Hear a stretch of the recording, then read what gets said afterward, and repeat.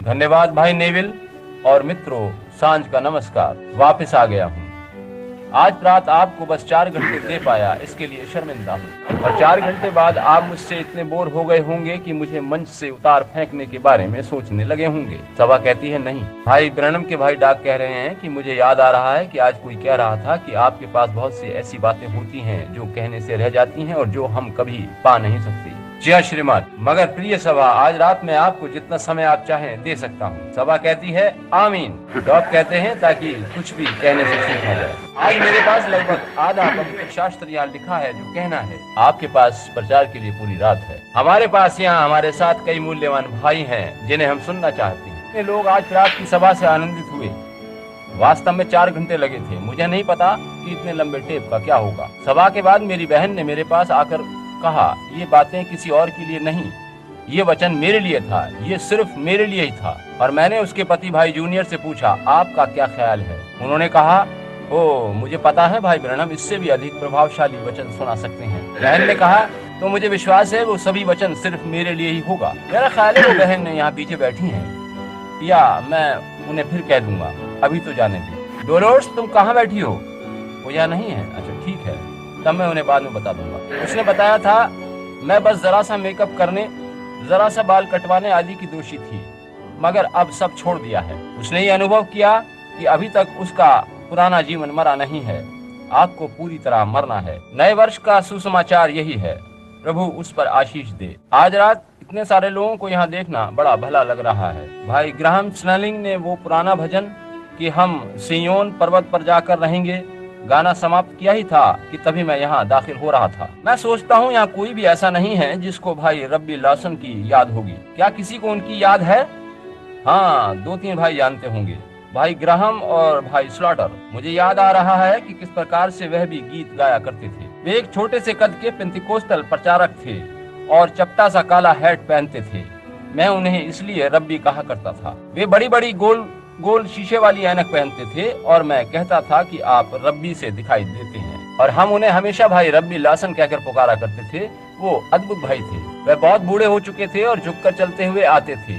एक कार दुर्घटना में उनके घुटने खराब हो गए थे। वह अपनी बैसाखी या छड़ी इधर यहाँ टांगते थे और मैं यहाँ इधर बैठा करता था। और जब उस गीत के उस अंतरे को वो गा रहे होते थे कि नाशमान जीवन के पहिए रुक जाएंगे, तो वह अपनी उस छड़ी को कांधे से ऊपर उठाकर मेरी गर्दन में फंसाकर मुझे इस प्रकार से ऊपर उठाते थे, अपनी बाहें चारों ओर लपेट कर कहते थे, तब हम सियोन पहाड़ पर रहने जाएंगे। कभी आप में से कभी किसी को रब्बी लॉसन के बारे में याद है? शायद थोड़े से लोगों को। तब मैं बताता हूँ। वह एक भला और बढ़िया भाई था, प्रचारक था।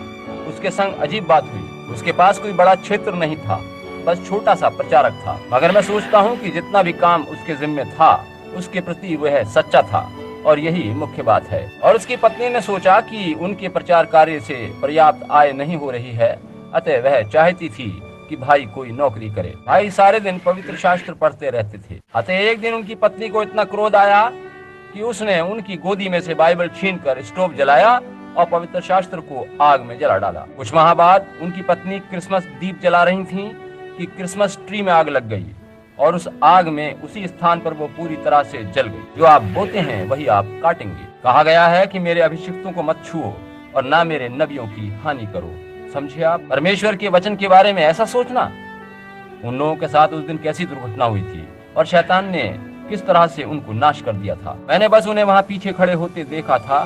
तब कोई अंदर आया। मैं उधर बाहर था और मैंने देखा कि उनका ट्रेलर और सभी कुछ जलकर राख हो गया था। केवल एक चीज जो बाकी बची थी, मेरा विचार है, एक मेरी व भाई ऑसबर्न की पुरानी आशीषित बाइबल थी। ट्रेलर में बाकी सभी कुछ जलकर राख हो चुका था। मैंने पवित्र शास्त्र को उठाकर देखा, उस पर बाहरी तरफ जरा सी आंच लगी थी। मैंने उन भाई बहन से कहा था कि यदि प्रभु की इच्छा हुई तो एक दिन मैं उस पवित्र शास्त्र को हाथ में लेकर वचन प्रचार करूंगा और मेरा विषय होगा कि आकाश और पृथ्वी टल जाएंगे, मगर मेरी बातें कभी न टलेंगी। जब सब कुछ समाप्त हो गया तो भी वचन वहाँ स्थिर रहा। क्या ये अद्भुत बात नहीं है कि परमेश्वर अपने वचन की रक्षा करता है? और तब उस वचन को आप अपने अंदर आने दें, वह आपकी रक्षा करेगा। ये सच है। बाढ़ के दिनों में एक रात यहाँ वचन प्रचार करने के बाद मैं अपना पवित्र शास्त्र यहीं छोड़ गया था। 1937 की बाढ़ रातों रात आई थी और लगभग ये पूरा आराधनालय बाढ़ की चपेट में आ गया था। पानी यहाँ भर गया और उन दिनों ऊपर कोई और छत नहीं थी।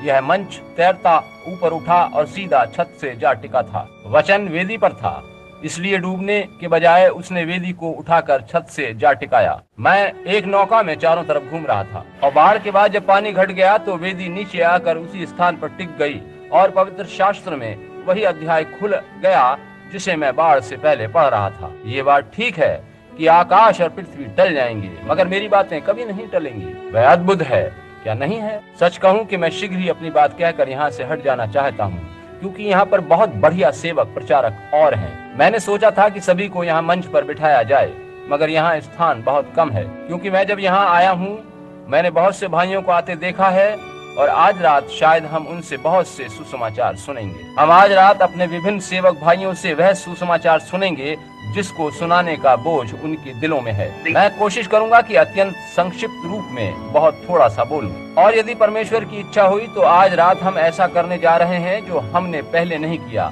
मेरे जीवन में पहले नहीं हुआ। बस उस दिन भाई नेविल से इस बारे में विचार विमर्श हुआ था और उन्होंने कहा था कि यह विचार अच्छा है, बजाय इसके कि नववर्ष की बेला में हम बेकार का शोरगुल करें और पटाखे आदि से उधम मचाएं और नववर्ष आने की खुशी में शराबें पिएं, धूमधाम करें अथवा इसी प्रकार की और बातें करें। हम मध्य रात्रि के समय वेदी के पास आकर प्रभु भोज लेंगे। आज रात जबकि हम विभिन्न सेवक गणों से वचन सुनते हैं तो हम में से प्रत्येक बहुत भक्ति और आदर मान धारण करे। अब पिछली रविवार की रात मैंने क्रिसमस सुसमाचार दिया था और मैंने जॉर्जिया और दूसरे स्थानों की कलीसियाओं से आए लोगों से कहा था कि आप लोग मत आना, वरना बच्चे लोग क्रिसमस के आनंद से वंचित होंगे और उन्हें आघात पहुंचेगा। वो इस समय की प्रतीक्षा करते हैं, वे अभी बच्चे ही हैं। मैं आपको सुसमाचार की टेप दे दूंगा। अब देखिए कि जो नहीं आए हैं अपने खर्चे पर मैं उन्हें टेप दूंगा। बस भाई वुड्स आदि से इस बारे में कह दीजिए और बाकी मेरा काम है, मैं आप तक टेप पहुंचा दूंगा। और आज रात पवित्र शास्त्र में से अपना विषय पढ़ने से पहले बस मैं यह कहना चाहता हूँ, शायद मध्य रात्रि तक आज हम वचन प्रचार सुनते रहेंगे और फिर 12 बजे से 15 या 20 मिनट पहले रुक जाएंगे और फिर रोटी तोड़ेंगे, प्रभु भोज होगा और मेमना ज़बह किया जाएगा और रोटी तोड़ी जाएगी और फिर परमेश्वर को धन्यवाद की भेंट चढ़ाएंगे और वेदी पर सिर और दिलों को झुकाकर प्रभु के भोज को लेंगे। मैं सोचता हूँ कि कमरा टेप रिकॉर्डर से भरा है और मुझे नहीं पता कि क्या हम पांव धोने की प्रथा कर पाएंगे या नहीं। क्या कहा? जब तक कमरे खाली हो जाएंगे तब तो हम पांव धोने की रस्म भी लेंगे। और कल सोमवार है और जो लोग बाहर से आए हैं उन्हें घर वापस जाने के लिए काफी समय मिल जाएगा। विश्वास करता हूँ कि परमेश्वर आप सबको आशीष देगा और मैं समझता हूँ कि जब तक मैं पश्चिम के दौरे से लौट कर न आऊँ, आज की मेरी भेंट आपसे अंतिम है। मैं एरिजोना जा रहा हूँ, शायद पहले लुजियाना, फिर एरिजोना और कैलिफोर्निया जाऊंगा और फिर जितनी जल्दी वापस आऊंगा मैं आशा करता हूँ कि तब आपसे फिर मिलूंगा। तब तक मेरे लिए प्रार्थना करना। मैंने कभी अपने कार्यक्रम की पूर्व योजना नहीं बनाई। मैं सोचता हूँ कि आज रात भाई बॉर्डर्स से मेरी भेंट होगी। मैंने आज रात की सभा में उनसे मिलने के लिए कहा था, वही सारा विवरण रखते हैं। उस दिन उन्होंने मुझे एक फाइल दी थी जो अनेकों निमंत्रणों से भरी थी। इस अवधि में पवित्र आत्मा ने मुझसे कहा, एक जगह जाओ और जब वहाँ का काम समाप्त होगा तो तुम्हें बताऊंगा कि आगे कहाँ जाना है। देखा, आगे क्या करना है इसके लिए ठीक इसी तरह उस पर छोड़ देना है। आप देखिए कि हमें हरदम उसके निकट संपर्क में बने रहना चाहिए। जब वह हमारा मार्गदर्शन करने लगे तब आपको वह बताता रहेगा कि कौन बुला रहा है, कहाँ बुला रहा है और कहाँ इंतजार कर रहा है। हम नववर्ष पर करी गई प्रतिज्ञाओं या प्रस्तावों को नहीं मानते, उनसे कुछ भला नहीं, हम उन्हें तोड़ देते हैं। मैंने अपने पापा को देखा था कि वो प्रत्येक नववर्ष की रात्रि को अपनी तंबाकू की थैली जब फेंकते थे तो मैं वह स्थान देखता था ताकि अगली सुबह उन्हें वह वापस मिल सके, समझे? और इसी तरह से वादे खत्म हो जाते हैं। हमें प्रस्ताव नहीं बनाने चाहिए, हमें परमेश्वर की दया अनुग्रह पाने के लिए प्रार्थना करना चाहिए ताकि हम वैसा कर सकें। शायद आगे समय में जल्दी में होने के कारण प्रभु भोज देने का यदि मुझे कोई और अवसर न मिले तो देखिए कि मेरी एक इच्छा है कि मैं कलीसिया को बिना किसी दाग धब्बे के देख सकूं, पवित्र आत्मा से भरी हुई देख सकूं। ये मेरी हार्दिक इच्छा है। मेरी इच्छा है कि कोई कलीसिया इस प्रकार से परमेश्वर से भरी हो कि उसमें कहीं भी पाप न हो। ऐसी कलीसिया के लिए पवित्र आत्मा पुकार रहा है, कहीं पर वो है भी, मैं उसे देखना चाहता। एक चीज के बारे में मेरी बड़ी इच्छा थी कि परमेश्वर मुझे उसके बारे में दर्शन दिखाए, मेरी हार्दिक इच्छा थी। उस दिन सुबह लगभग 10 बजे प्रभु ने मुझे वो दर्शन दिखाया और उससे मेरी इच्छा पूरी हो गई। जब से मैं सेवक बना हूँ सालों साल मेरी इच्छा सदैव बनी रही कि मैं वह दर्शन देखूं और अंत में प्रभु ने उसे दिखाया। अब मैं प्रभु का बहुत कृतज्ञ हूँ। मैंने बस उसे लिख लिया है और इस बारे में कुछ भी नहीं बताया है, और मुझे पता है कि ये एकदम वैसा ही है जैसा हर समय मैं चाहता रहा हूँ। अब मैं प्रभु परमेश्वर से प्रार्थना करता और उसी पर भरोसा करता हूँ, और आज रात उसकी वेदी पर मैं फिर से स्वयं को समर्पित करता हूँ। मेरे जीवन में एक बड़ी इच्छा यही है कि मैं परमेश्वर और उसके लोगों के प्रति अति दीन और नम्र बन सकूं। मैं जानता हूँ कि लोगों से व्यवहार करते समय मैंने बड़ी बड़ी भूलें करी हैं, जिससे मेरे अंदर जो कुछ था, जो बहुत कुछ था, काफी कुछ अब नहीं रहा। मुझे भरोसा है कि परमेश्वर मेरे अंदर फिर से उसी आनंद को भर देगा जो कभी मेरे अंदर था। अर्थ ये नहीं है कि मैंने अपना आनंद खो दिया है, वरन ये कि मैं और अधिक आनंद चाहता हूँ, अधिक से अधिक दीनता और नम्रता चाहता हूँ कि प्रभु की सेवा कर सकूं। इस आने वाले साल में मैं परमेश्वर से वायदा करता हूँ कि यदि उसने मुझे जीवित रखा और स्वास्थ्य और शक्ति दी, मैं चेष्टा करूंगा कि अपने पूरे हृदय से परमेश्वर का सेवक और मनुष्यों का भाई बन सकूं। परमेश्वर आपको आशीष दे। आइए कुछ क्षणों के लिए हम अपने सिरों को झुकाएं। जैसा कि हमने सीखा है कि ये दुनिया भूमध्य रेखा के चारों ओर घूमती है, अब ये फिर से वापस होकर वर्ष के सबसे छोटे दिन से बड़े दिन की ओर बढ़ेगी। बस थोड़ी देर में लोग खुशी से चिल्लाएंगे, धूम मचाएंगे और घंटियां बज उठेंगी और पुराना वर्ष चला जाएगा, नया साल आ जाएगा। पिता, हम तेरा धन्यवाद देते हैं कि तूने हमें वर्ष 1961 को दिखाया है, और हम प्रार्थना करते हैं कि इस वर्ष में हमने जितने भी पाप किए हैं तू उन्हें क्षमा कर दे, और यदि हमने एक भी अच्छा काम किया है तो उसके लिए तेरे नाम की प्रशंसा हो, क्योंकि उसके पीछे हम जैसे अयोग्य नहीं थे, वरन वह तो आपका पवित्र आत्मा था जिसने हमारी बुरे जीवन की स्थितियों में भी अपना मार्ग बनाकर कुछ ऐसा किया जिससे परमेश्वर की महिमा हुई। हम धन्यवाद देते व कृतज्ञ हैं कि उसने ऐसा किया। पिता, हम आज रात प्रार्थना करते हैं कि पवित्र आत्मा हर समय हमारे अपने विचारों को परे हटाकर हमारे जीवनों से परमेश्वर की इच्छा पूरी कराए। आज रात हमारी सहयोगी कलीसियाओं के सेवक गण भी यहाँ बैठे हैं, भाई ग्राहम और दूसरे भाई जो विभिन्न स्थानों से आए हैं, उटीका, सेल्सबर्ग, जॉर्ज टाउन या जहाँ कहीं से भी आए हैं, बहुत से स्थानों से, कई राज्यों से यहाँ अनेकों मूल्यवान आत्माएं जमा हुई हैं ताकि हमारे इस जुबली उत्सव में वे हमारी सहायता कर सकें, हमारे संग गीत भजन गा सकें, प्रार्थना कर सकें और परमेश्वर के वचन को सुन सकें। प्रत्येक हृदय में अपना आत्मा भर दें और हर एक संदेह को दूर करें, हर एक भय, प्रत्येक तरह की थकान को दूर कर दें, और होने दे कि पवित्र आत्मा हमारे हृदयों में आकर वचन का बीज बो सके। होने दे कि हम वह भूमि बने जिसमें वचन का बीज गिरे और आने वाले वर्ष में बहुतायत से फल लेकर आए।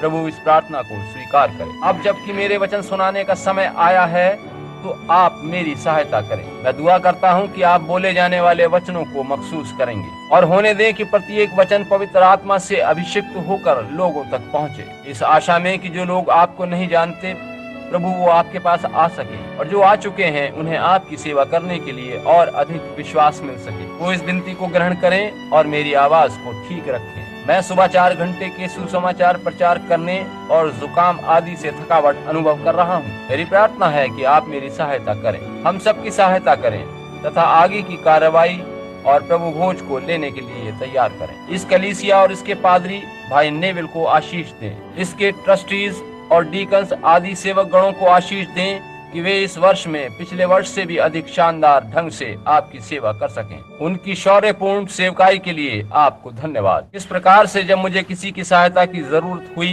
तो वो मेरे संग खड़े हुए हैं। संकट के समय भाई नेविल, भाई रॉबर्टसन और सभी मूल्यवान भाइयों ने भरपूर साथ दिया है, और वैसे समय में पवित्र आत्मा के नेतृत्व में अपनी उचित राय और निर्णय दिए हैं, और ऐसे में जो भी फैसले किए गए वे सब आपकी इच्छा के अनुसार साबित हुए, क्योंकि आपने उनके निर्णयों को आशीषित किया था। परमेश्वर, आप उनके संग बने रहिए। अब हम सभी की सहायता करिए। प्रार्थना हम यीशु मसीह के नाम में मांगते हैं, आमीन। अब मैं आशा करता हूँ कि आप सभी मेरे लिए प्रार्थना कर रहे होंगे। अब कुछ देर के लिए मैं आपका ध्यान वचन के उस हिस्से की ओर दिलाना चाहता हूँ जो न्यायों की पुस्तक में पाया जाता है। न्यायों की पुस्तक 6 अध्याय और 7 पद से आप शांति पूर्वक ध्यान से वचन को सुनिए। क्या उधर पीछे आप तक मेरी आवाज पहुंच रही है? ठीक है, हाथ उठाइए। बहुत अच्छा। जो उधर माइक की देखभाल कर रहे हैं वे सुनिश्चित करें कि आवाज आगे जा रही है। क्या टेपों में आवाज पहुंच रही है? न्यायों की पुस्तक 6 अध्याय और 7वां पद। अब इसको ध्यान पूर्वक सुने, क्योंकि मैं कुछ क्षणों में ही इन वचनों पर बोलूंगा। जब इस्राएलियों ने मिद्यानियों के कारण यहोवा की दुहाई दी, तब यहोवा ने इस्राएलियों के पास एक नबी को भेजा, जिसने उनसे कहा, इस्राएल का परमेश्वर यहोवा यूं कहता है, मैं तुमको मिस्र में से ले आया और दासत्व के घर से निकाल ले आया, और मैंने तुमको मिस्रियों के हाथ से, वरन जितने तुम पर अंधेर करते थे उन सबों के हाथ से छुड़ाया, और उनको तुम्हारे सामने से बरबस निकालकर उनका देश तुम्हें दे दिया। और मैंने तुमसे कहा, मैं तुम्हारा परमेश्वर यहोवा हूँ। अमोरी लोग जिनके देश में तुम रहते हो, उनके देवताओं का भय न मानना, परंतु तुमने मेरा कहना नहीं माना। फिर यहोवा का दूत आकर उस बांज वृक्ष के तले बैठ गया, जो ओपरा में अबीएजरी योआश का था, और उसका पुत्र गिदोन एक दाखरस के कुंड में गेहूं इसलिए झाड़ रहा था कि उसे मिद्यानियों से छिपा रखे। उसको यहोवा के दूत ने दर्शन देकर कहा, हे शूरवीर सूरमा, यहोवा तेरे संग है। गिदोन ने उससे कहा, हे मेरे प्रभु, विनती सुन, यदि यहोवा हमारे संग होता तो हम पर ये सब विपत्ति क्यों पड़ती? और जितने आश्चर्य कर्मों का वर्णन हमारे पुरखा यह कहकर करते थे कि क्या यहोवा हमको मिस्र से छुड़ा नहीं लाया, वे कहाँ रहे? अब तो यहोवा ने हमको त्याग दिया और मिद्यानियों के हाथ कर दिया है। तब यहोवा ने उस पर दृष्टि करके कहा, अपनी इसी शक्ति पर जा और तू इस्राएलियों को मिद्यानियों के हाथ से छुड़ाएगा। क्या मैंने तुझे नहीं भेजा? यदि परमेश्वर को ये भाए तो मैं इस लेख में से एक विषय चुनना चाहता हूँ। मेरा ख्याल है कि वह 14वें पद में है, जहाँ वह कहता है, यदि यहोवा हमारे संग होता तो वे आश्चर्य कर्म कहाँ हैं? अब इजराइल के न्यायों के बारे में हम सभी जानते हैं,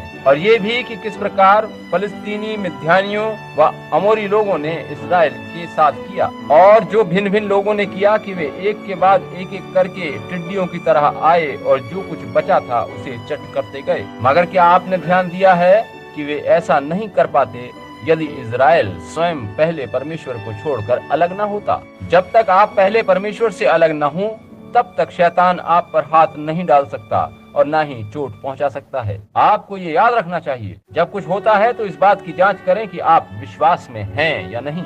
देखिए कि यदि आपके संबंध परमेश्वर के संग ठीक बने हुए हैं, तो याद रखें कि शैतान आपकी कुछ हानि नहीं कर सकता, क्योंकि आप मसीह में हैं। और इस घटना से कुछ वर्ष पूर्व ही वहाँ एक नबिया डेबोरा और बाराक थे। किस प्रकार से नबूवत करके उसने उन्हें बताया था कि क्या करना है, और ठीक वैसे ही सब कुछ हुआ था। बाराक बड़ा शूरवीर था।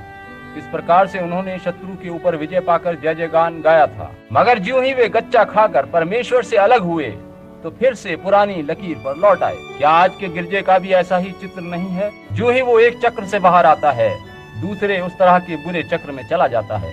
लेकिन अब समय आ गया है कि कुछ किया जाए, और आज भी वैसा ही है कि अब समय आ गया है कि कुछ करना है। वह समय तब आया था जब परमेश्वर के साथ चलने वाले गिरजे के संबंध रुक गए थे। आज कोई भी कलीसिया परमेश्वर के वचनों पर नहीं चल रही है। अब हमें अपना काम शुरू करना है। मैं विश्वास करता हूँ कि वही परमेश्वर आज रात फिर लोगों के हृदयों में इस बात को डालेगा। यही समय है जब कलीसिया जो प्रभु के संग थी, धार्मिकता से भरी थी, उसकी धार्मिकता रुक गई है और कुछ करने का यही वक्त है। जैसे कि आज रात में नए जन्म के बारे में बोल रहा था कि नया जन्म क्या है और कैसे हम उसे पाएं, निश्चित रूप से यह आपके मनों में उतर गया होगा। अब समय आ गया है कि जिस बात को आप जानते हैं कि वह सत्य है, उस पर कार्रवाई करी जाए। आप जब तक आश्वस्त न हो कि आप क्या कर रहे हैं, आप उसे विश्वास सहित नहीं कर सकते। आपको पहले ये जानना जरूरी है कि आप क्या कर रहे हैं, तभी आप उसे करने का विश्वास पैदा कर सकेंगे, जो एक बीमार के साथ हुआ था।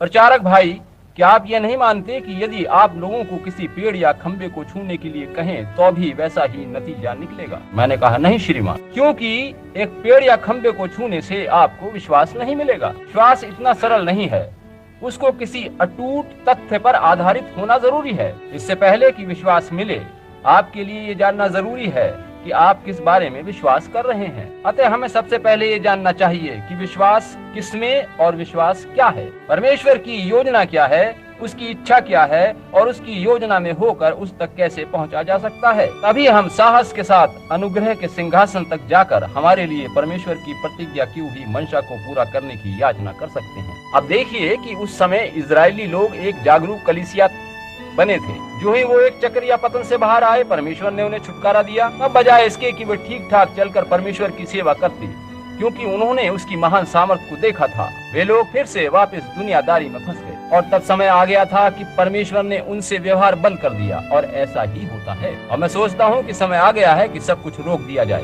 हमने परमेश्वर के वचन को इतना मोड़ तोड़ दिया है कि वो दुनिया भर के सारे धार्मिक संगठनों के अनुकूल लगे, वह प्रत्येक मनुष्य की योजनाओं के अनुकूल हो। हमने वचन को इस तरफ मोड़ा, उस तरफ मोड़ा और उसे किसी और दिशा में इसलिए मोड़ दिया कि वो किसी की योजना के मुताबिक बन सके। अगर समय आ पहुंचा है इस प्रकार की कलीसियाई हरकतों को रोक दिया जाए। वह समय आया है जब लोग कहते हैं कि आत्मा में नृत्य करने से आपको काफी पवित्र आत्मा मिल गया है। यदि आपके शरीर में कुछ सनसनाहट होती है, आंखों के आगे प्रकाश सा चमका है, तो समझें कि आपने उसे पा लिया। लोग कहते हैं कि उछलने कूदने, थरथराहट होने या किसी और प्रकार की संवेदना संचार से ही आपने उसे पा लिया है। मगर आपको क्या मिला है, मैं तब तक नहीं मानूंगा जब तक ये ना देख लूं कि किस प्रकार के फल जीवन में उगे हैं। जैसा कि आज प्रातःकाल हमने देखा था, आप ये आशा नहीं कर सकते कि एक बच्चा मनुष्य के रूप में पैदा हो, उसे बढ़कर मनुष्य बनना होता है। हम मसीह में उसके पूरे कद में बढ़ते हैं। ऐसा नहीं है कि आज रात कोई मसीह में आए और कल से सुसमाचार प्रचार शुरू कर दे। हम मसीह के कद काठी में बढ़ते बढ़ते पहुंचते हैं। अब हम पाते हैं कि जब भी परमेश्वर के लोग संकटग्रस्त होते हैं, परमेश्वर सर्वदा एक नबी को अपने सत्य वचन सहित भेजता है कि वह उन्हें उसमें से निकाल ले। कोई समय कभी ऐसा नहीं आया कि परमेश्वर के लोग कष्टों में पड़े हों और फिर परमेश्वर ने अपना वचन उनके लिए न भेजा हो, या वचन आए और लोग न माने तब संकट में पड़ जाते हैं। जैसा कि आज रात हमने देखा था, उसका वचन भविष्यद्वक्ता के पास ही आता है और उसकी जांच आप कैसे करते हैं, इसी तरह कि वह वचनानुसार है या नहीं। अगर वो वचन के अनुसार है तो परमेश्वर का वचन जीवंत बन जाता है। अब देखिए कि बहुत से लोग कह सकते हैं कि यह व्यक्ति हमारे गिरजे का नबी है और ये व्यक्ति हमारे गिरजे का भविष्यद्वक्ता है, और वह दोनों यदि वचन के बारे में कुछ मतभेद रखते हैं तो कहीं न कहीं गड़बड़ है। हम सभी को एक ही सी बात बोलनी चाहिए। अब हमको विरोध में नहीं वरन एकदम वचन के अनुसार ही बोलना चाहिए। यही विधि है जिससे सच्चे नबी की जांच करी जाती है कि उसके पास वचन है या नहीं। पवित्र शास्त्र बताता है कि यदि उसकी गवाही व्यवस्था और नबियों के अनुसार नहीं है तो उसमें कोई ज्योति नहीं है। ये सच है। इसको वचन के अनुसार होना जरूरी है, और परमेश्वर हर मामले में लोगों के लिए सच्चा सेवक भेजता है। वह एक सच्चा नबी होता है जो परमेश्वर का सत्य वचन लेकर आता है, और हमेशा परमेश्वर का वचन ही लोगों को छुटकारा देता है। अब यदि हम पीछे जाकर 7 से 10 पद को पढ़ें तो इन 7 से 10 पदों में हम पाते हैं कि इजराइल परमेश्वर से अलग होकर दुनिया की बातों में लिप्त हो गया था, और तब ना जाने कहां से एक नबी प्रकट हुआ, यहाँ तक कि उसका नाम भी नहीं बताया गया। मैं नहीं समझता कि नबी की रुचि अपने नाम में थी। उसकी रुचि बस इस एक बात में थी कि परमेश्वर ने उसे अभिषिक्त किया है। उसे इससे कोई सरोकार नहीं था कि कोई उसे अपने किसी नामधारी गिरजे का जन समझता है या नहीं, चाहे उसे आर्क बिशप समझे या बिशप जाने। उसकी दिलचस्पी तो बस एक चीज में थी, और वह सुसमाचार जो उसके हृदय में था, और उसने लोगों को पश्चाताप करने और फिरने को कहा, और उसने उनको फिर से समझाया कि उनका परमेश्वर सामर्थी परमेश्वर है और छुटकारा देने वाला परमेश्वर है। वह अद्भुत आश्चर्य कर्म करने वाला परमेश्वर है जो उन्हें मिस्रियों के हाथ से छुड़ा कर लाया था, जिसने लाल सागर को खोल दिया था और जंगल में उन्हें भोजन देता रहा था। और वह ऐसा शक्तिशाली और सामर्थी परमेश्वर है जो किसी और से देश छीनकर उनको दे देता है। आमीन। वो एक सच्चा नबी था। वह अभिषिक्त किया हुआ था और लोगों के लिए परमेश्वर की आवाज था। उसने ये सब उन्हें इसलिए कहा क्योंकि वे उस समय संकट में थे। ये मिद्यानी और अमोरी और अन्य लोगों ने उन पर चढ़ाई करके उनकी भूमि छीन ली थी। शत्रु ने ललकारा था, अतः उसका मुकाबला करना था। उनकी सेना, उनके याजक और उनकी कलीसिया शत्रुओं का मुकाबला नहीं कर सकती थी, अतः परमेश्वर के वचन को उनकी ललकार का सामना करना था। आज शत्रु बोल रहा है। शत्रु ये कहने की चेष्टा करता है कि आश्चर्य कर्म होने के दिन बीत गए। यह कि पवित्र आत्मा के बपतिस्मे जैसी कोई चीज नहीं होती, ये तो केवल सनसनाहट है, बनी बनाई बात है। अतः शत्रु ने ललकारा था और उसका जवाब देना था। वचन ही से हम आज शत्रु की इन ललकारों का सामना कर सकते हैं जब नामधारी गिरजे लोगों को बुलाकर इस गिरजे या उस गिरजे में डाल रहे हैं, वे कहते हैं कि स्त्रियां बाल कटवा सकती हैं और सौंदर्य प्रसाधनों का उपयोग कर सकती हैं और तरह तरह के बुरे जीवन जीने वाले लोग गिरजों में डीकन्स, ट्रस्टीज, पादरी आदि के पदों पर रह सकते हैं, केवल इसलिए कि वे पीएचडी या एलएलडी हैं और इन पदों के लिए यही योग्यता मानी गई है। यीशु ने कभी किसी मनुष्य से ऐसी योग्यता नहीं मांगी। यीशु की मांग ये थी कि तुम यरूशलेम में तब तक रुके रहो जब तक तुम्हें स्वर्ग से सामर्थ्य न मिल जाए, तभी तुम मेरे गवाह ठहरोगे। इसी से मुकाबला होता है। शत्रु की ललकार का सामना इसी प्रकार होता है। उस दिन इसी प्रकार से हुआ था और आज भी उसी प्रकार से ललकार का जवाब देना है। अब मैं चाहता हूं कि आप ध्यान दें कि पद 7 से 10 में नबी आता दिखाई दे रहा है। पद 1 से 7 में हम पाते हैं कि लोगों का पतन हो रहा है और पद 7 से 10 में भविष्यद्वक्ता आकर लोगों का उपचार कर रहा है। ध्यान दें कि हम नहीं जानते वो कहां से आया। ऐसा नहीं कहा गया कि वहां एक फरीसी मनुष्य है जो कुछ समय के लिए याजक था। उसका कोई पूर्व इतिहास या पृष्ठभूमि नहीं दी गई। वे नबी उठ खड़े होते थे, पता नहीं कहां से आते थे। एलिया को देखें।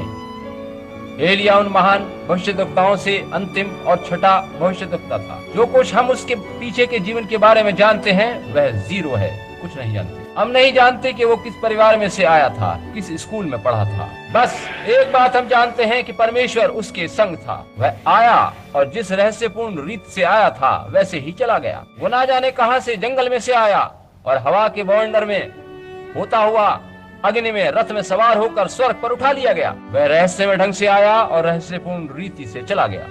उसने किसी धार्मिक शिक्षण संस्थान में शिक्षा नहीं पाई। हम नहीं जानते वो कहां से आया, उसका पिता कौन था, माता, भाई, बहन कौन थे। केवल एक बात हमें मालूम है कि वो परमेश्वर का जन था। परमेश्वर उसे अनजाने स्थान से लाया, उससे काम लिया और उसे वापस कहीं पर अपनी उपस्थिति में ले गया। वह परमेश्वर का जन था और यहाँ उस समय के लिए एक नबी आया और उसने उन्हें परमेश्वर का वचन दिया। याद रखें कि उसने उन्हें किसी मनुष्य की बनाई धार्मिक बातें नहीं दी। उसने कहा, मैं वही प्रभु हूँ जो तुम्हें मिस्र से निकाल लाया। मैंने तुम्हें अपने हाथों की शक्ति और सामर्थ दिखाई। मैं कल्पना कर सकता हूँ कि गिदोन ठीक वहीं बैठा उसकी बात सुन रहा होगा। मैं ही वो परमेश्वर हूँ जिसने ये बातें करी थी। मैंने ही ये सब तुम्हारे लिए किया था और तुमने फिर भी मेरी आज्ञा को नहीं माना। इन सब बातों के बाद भी तुमने मेरी बात नहीं सुनी। अब मैं चाहता हूँ कि आप एक और बात पर ध्यान दें जिससे कि शायद आपको प्रोत्साहन मिले। उस नबी के सुसमाचार देने के तुरंत बाद दृश्य में प्रभु प्रकट हुआ था। आमीन। जो ही उसने अपना सुसमाचार दिया, प्रभु एक वृक्ष के तले प्रकट हुआ। नबी के सुसमाचार के तुरंत बाद प्रभु एक पेड़ के तले आकर बैठ गया। लोगों का पतन हो चुका था, वे अपने मतों और सिद्धांतों में लिप्त थे। परमेश्वर ने नबी को भेजा। जैसे ही भविष्यद्वक्ता ने अपना सुसमाचार सुनाना समाप्त किया, प्रभु नबी के सुसमाचार के पीछे पीछे लोगों को छुटकारा देने उतर आया। ओ, हम शानदार समय में रह रहे हैं। जब नबी दृश्य से चला गया तो उसके तुरंत बाद क्या हुआ? प्रभु दृश्य में आया। यूं ही यूहन्ना दृश्य से गायब हुआ, यीशु प्रभु दृश्य में आया। परमेश्वर कैसे कार्य करता है यह अजीब है, लेकिन वो ऐसे ही रहस्य में रीत से कार्य करता है। हम पवित्र शास्त्र में पढ़ते हैं कि भयभीत गिदोन दाखरस के कुंड में था। वहां बैठकर वो गेहूं झाड़ रहा था कि कहीं फलस्तीनी और मिद्यानी लोग उसे उसके पिता को देख न ले। उनके लिए वो खादान आने वाली जाड़े की ऋतु का भोजन था। वह छिपकर गेहूं झाड़ रहा था कि कहीं वे लोग उसे देख न लें, क्योंकि वे टिड्डी दल की तरह से आते और सब कुछ छीन कर ले जाते थे। शैतान इसी तरह से करता है। हम एक कलीसिया शुरू करते हैं और सभी कुछ ठीक ढंग से चल रहा होता है। कितने प्रचारक भाई कह सकते हैं कि ये सच नहीं है? जबकि सब कुछ भली प्रकार से चल रहा होता है, तभी कोई पुराना नकलची उस झुंड में आकर उसके टुकड़े टुकड़े कर डालता है। यह सच है। वह कलीसिया को किसी एक व्यक्ति के हाथों से छीन लेता है। यदि वह ऐसा करने में सक्षम है, देखिए वह शैतान होता है। टिड्डी दल की तरह आकर जो कुछ कलीसिया को दिया गया था सभी कुछ छीन लेता है। गिदोन वास्तव में धार्मिक जन था। जब प्रभु के दूत ने उससे कहा, अगर आप ध्यान दें तो पाएंगे कि वह प्रभु का दूत नहीं था। ये कहा गया है प्रभु का दूत, LORD बड़े वर्णों में, लॉर्ड। ये दूत नहीं था, वह परमेश्वर स्वयं था। वह परमेश्वर था जो मनुष्य रूप में थियोफनी यानी अविनाशी देह में ठीक उसी तरह से आया था जैसे वो पहले इब्राहिम के पास वहाँ जंगल में आया था। वह मनुष्य की तरह से दिखाई दे रहा था, इसीलिए सुसमाचार दूत होने के कारण वो प्रभु का दूत था। वह उसके सम्मुख प्रकट हुआ और उसने कहा, हे शूरवीर सूरमा। उसने कहा कि वह उसको लेकर उसी के माध्यम से इजराइल को छुड़ाने जा रहा है। और गिदोन ने वो प्रश्न पूछा। कैसा पवित्र शास्त्रीय जन था वो। ऐसे ही लोगों के पास परमेश्वर आता है जो पवित्र शास्त्र के अनुसार समय को पहचानते हैं। गिदोन ने पूछा, यदि परमेश्वर हमारे संग है, यदि तू सुसमाचार दूत है, तो वे आश्चर्य कर्म क्यों नहीं हो रहे हैं जिनके लिए नबी ने कहा था कि जहाँ कहीं परमेश्वर गया उसके आश्चर्य कर्म जरूर हुए थे। उसे पता था कि जहाँ परमेश्वर होगा वहाँ उसके चमत्कार जरूर होंगे। आज आप किस प्रकार से ये आशा कर सकते हैं कि परमेश्वर लोगों के मध्य काम करे जबकि लोग आश्चर्य कर्मों में विश्वास ही नहीं करते। ऐसा कैसे हो सकता है। और उसने उसे हे शूरवीर सूरमा कहा और उसने कहा, अपनी इसी शक्ति पर जा, तू इजराइलियों को छुड़ाएगा। अब देखिए कि वह दूत एक मनुष्य सा दिखाई दिया जो वहाँ बैठा था। वो मनुष्य था। और गिदोन ने कहा, नहीं मेरे प्रभु, यदि परमेश्वर हमारे संग होता तो हम पर ये संकट कष्ट क्यों आ पड़ते। और वे आश्चर्य कर्म कहाँ हैं जिनके बारे में हमें बताया गया है। वे बातें कहाँ हैं जो परमेश्वर किया करता था। अब देखिए कि बड़ा अच्छा तरीका है जिससे आप भरोसा कर सकते हैं कि सुसमाचार दूत सही है या नहीं। यदि वो भक्ति का वेश भरे हुए है तो वह उस शक्ति का इनकार करेगा जिससे आश्चर्य कर्म किए जाते हैं। यदि वो सुसमाचार दूत परमेश्वर की ओर से है तो न केवल वह उस सामर्थ की बातें करेगा वरन उसमें सामर्थ होगी और वो आश्चर्य कर्म करके दिखाएगा। और वो ये दिखाएगा कि वह परमेश्वर उसके संग और उसके अंदर है जिसकी वह बात कर रहा है। गिदोन ने पूछा, यदि परमेश्वर हमारे संग है तो उसके महान आश्चर्य कर्म कहाँ है। क्योंकि अब सुनिए गिदोन कितना पवित्र शास्त्रीय जन था। दूसरे शब्दों में उसने कहा, हम जानते हैं कि परमेश्वर महान कार्य करने वाला महान परमेश्वर है। वह चमत्कार करने वाला महान परमेश्वर है। यदि वो हमारे लिए और हमारे संग है और वह कल आज और युगानुयुग एक सा है तो फिर मैं उसके आश्चर्य कर्म किधर देखूं। इस परमेश्वर को कार्य करते मैं कहाँ देख सकता हूँ। यदि वो हमारे लिए है तो वो कहाँ है। वह महान शूरवीर मनुष्य पुराने इतिहास के वचन का हवाला दे सका और वह जानता था कि वो ठीक है क्योंकि उसे पता था कि परमेश्वर परम अलौकिक व्यक्तित्व है और जहाँ वो परम अलौकिक परमेश्वर होता है वह अलौकिक चिन्ह प्रकट करता है क्योंकि अलौकिकता उसके अंदर ही है। आप उसको उससे अलग नहीं रख सकते। बिना हवा के चले आप हवा के सामने खुद को कैसे खड़ा महसूस कर सकते हैं। बिना भीगे हुए आप कैसे कह सकते हैं कि आप पानी में खड़े हैं। पानी भीगने से जुड़ा है, वह गीला होता है, यही उसका रासायनिक गुण है। और जब आप पानी में जाते हैं तो गीला होना आपके लिए जरूरी है, ठीक है। और जब आप उस परमेश्वर की उपस्थिति में जाते हैं जो कि अलौकिक है तो अलौकिक अद्भुत चिन्ह और कार्य उस अद्भुत परमेश्वर के द्वारा होते ही हैं। इसलिए उसने पूछा, यदि परमेश्वर हमारे संग है तो वे आश्चर्य कर्म, वे चमत्कार, वो अद्भुत कार्य कहाँ हैं। महिमा हो, यही बात है। जहाँ परमेश्वर है वहाँ आश्चर्य कर्म है। जहाँ परमेश्वर है वहाँ परमेश्वर का चिन्ह है।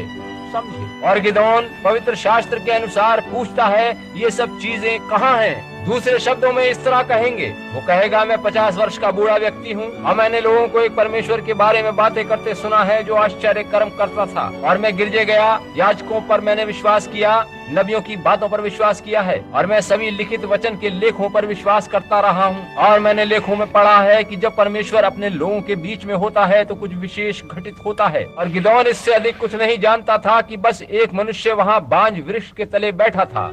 आमीन। उसे बस इतना पता था कि वह केवल एक मनुष्य है। उसने कहा, अब यदि परमेश्वर हमारे संग है तो उसके आश्चर्य कर्म कहाँ हैं, हम उसे देखना चाहते हैं। ये बात कितनी पवित्र शास्त्र के अनुसार है, क्योंकि जहाँ पर अद्भुतता या अलौकिकता होती है परमेश्वर और उसके चिन्ह उस अलौकिकता के साथ होते हैं। हम जानते हैं कि जहाँ परमेश्वर है वहाँ परमेश्वर का चिन्ह परमेश्वर के संग होता है। यदि वो अपने लोगों में है तो वे उसके चिन्ह प्रकट करेंगे एकदम वैसे ही। प्रश्न गिदोन के पास था, हाँ परमेश्वर कहाँ है। परमेश्वर है और परमेश्वर हमारे संग है तो मैं देखना चाहता हूँ कि उसका चिन्ह कहाँ है। हमें बताया गया है कि वह अपना चिन्ह दिखाता है और यदि ये बड़ा काम मुझे दिया जा रहा है कि मैं इजराइल को छुड़ाऊं, वह मनुष्य जो वहाँ खड़ा था हो सकता है बूढ़ा सा दिखाई देता हो, क्योंकि पवित्र शास्त्र बताता है कि उसके हाथ में एक लाठी थी। जब आप घर जाएं या कल किसी समय आप पूरे 6 अध्याय को पढ़ लीजिएगा। वह एक बूढ़ा सा दिखाई देने वाला मनुष्य था और उसके हाथ में एक लाठी थी। वह पेड़ के तले बैठा था और उसने उसे शूरवीर सूरमा कह के पुकारा और उसने गिदोन से कहा कि परमेश्वर ऐसा करने जा रहा है और वो तेरे संग है। और गिदोन ने पूछा, तब उसके आश्चर्य कर्म कहाँ हैं? यदि वह अलौकिक परमेश्वर यहाँ है तो उस परमेश्वर के अद्भुत काम कहाँ हैं? यही बात आज रात आसानी से हमारे गिरजों के लिए भी कही जा सकती है। वो परमेश्वर कहाँ गया जो कभी जीवित था? क्या वो मर गया? क्या वो चला गया? क्या वो किसी और काम में लगा है? क्या वो कहीं दौरे पे गया है? नहीं श्रीमान, वो कल, आज और युगानुयुग एक सा है। यदि हम ये कहते हैं कि हम परमेश्वर के जन हैं, तो आइए देखें कि परमेश्वर कहाँ है। आइए हम परमेश्वर के चिन्ह देखें। यदि ये आराधनालय परमेश्वर पर स्थिर है तो फिर परमेश्वर हमारे मध्य में चलता फिरता दिखाई देना चाहिए। तो हमें उसके राज्य में नई आत्माएं जन्म लेती दिखनी चाहिए। तो हमें गलत जीवन ठीक और सीधे होते दिखाई देने चाहिए। तो हम बीमार, अंधे, बहरे, चंगे होते और उसके सामर्थ्य काम होते हमें दिखाई देने चाहिए, क्योंकि परमेश्वर हमारे मध्य में है। उसने प्रश्न पूछा कि यदि परमेश्वर हमारे संग है तो उसके अद्भुत काम कहाँ हैं? अब देखिए कि यदि परमेश्वर अपने लोगों में है, उनके संग है, तो वह व्यक्ति कुछ और नहीं कर सकता। वह वही करेगा जो परमेश्वर ने जो काम किए थे, क्योंकि अब वह व्यक्ति स्वयं कुछ नहीं है, वरन परमेश्वर उस मनुष्य में है। यदि मनुष्य पाप करता है तो परमेश्वर उसमें नहीं है। यदि वो दुनिया से प्रेम करता है तो उसके अंदर परमेश्वर नहीं है। और हम जानते हैं कि परमेश्वर का पाप से कुछ सरोकार नहीं होता। अब एक क्षण में मैं इसके लिए पवित्र शास्त्र में से हवाला देता हूँ। यीशु जब वो धरती पर था तो उससे भी यही प्रश्न पूछा गया था। ये लोग जानना चाहते थे कि तू मनुष्य होकर स्वयं को परमेश्वर बनाता है। जब उसने लकवे के मारे व्यक्ति को चंगा किया तो कहा, तेरे पाप तुझे क्षमा किए गए। तब उससे पूछा गया, अब एक मिनट रुकना, तू एक मनुष्य होकर पाप क्षमा करता है? उसने कहा, ये इसलिए है कि तुम जान सको कि मनुष्य के पुत्र को धरती पर पाप क्षमा करने का और चंगा करने का अधिकार और सामर्थ्य है। क्या कहना सरल है, अपनी खाट उठा और चल फिर, या ये कहना कि तेरे पाप क्षमा हुए? और तभी उसने उस मनुष्य से कहा और वह उठकर चला गया। और फरीसी लोगों ने उससे सवाल पूछे और यीशु ने कहा कि यदि तुम मुझ पर विश्वास नहीं करते तो उन कामों पर तो विश्वास करो जो मैं करता हूँ। देखिए कि उनको बताया गया था कि मूसा की तरह से एक नबी उठेगा जो कि मसीहा होगा। और यीशु ने कहा कि यदि मैं अपने पिता के काम नहीं करता तो मेरा विश्वास मत करो, तब मैं गलत हूँ। मगर यदि मैं अपने पिता के काम करता हूँ और तुम मेरा विश्वास नहीं करते तो मेरे कामों का तो विश्वास करो। वे काम क्या प्रकट करते हैं? वे बताएंगे कि मैं कौन हूँ। वे मेरी गवाही देते हैं, वे मेरे गवाह हैं। ये नहीं कि मेरे पास प्रमाण पत्र है कि मैं प्रेस्बिटेरियन या पेंटेकोस्टल गिरजे का सदस्य हूँ और सदस्यता कार्ड दिखा सकता हूँ, मगर वो काम जो मैं करता हूँ, परमेश्वर के चिन्ह, मसीह होने के चिन्ह, यही वे हैं जो मेरी गवाही देते हैं। यदि आप लिखना चाहें तो लिख लें। यूहन्ना 14:12 में यीशु ने कहा था, वह जो मुझ पर विश्वास करता है, ये काम जो मैं करता हूँ वो भी करेगा। आमीन। भाइयों, क्या बात है! यदि परमेश्वर हमारे संग है तो उसके आश्चर्य कर्म कहाँ हैं? यदि परमेश्वर हमारे अंदर है तो फिर हमारे संग ये क्या मामला है? कहीं न कहीं कुछ गलती है। जी हाँ, यीशु ने कहा, यदि तुम मुझ पर विश्वास नहीं करते तो जो कुछ मैं तुमसे कहता हूँ तो देखो मेरी गवाही कौन दे रहे हैं? ये काम वही हैं जो मेरी गवाही देते हैं। प्रभु तुम्हारे परमेश्वर ने कहा था कि वह मूसा की तरह एक नबी को खड़ा करेगा। जो कोई इसकी बात नहीं सुनेगा वो मनुष्यों में से निकाल दिया जाएगा। मसीह के संग एक चिन्ह होना था, और यदि वो चिन्ह मेरे संग नहीं है तो मेरा विश्वास मत करो।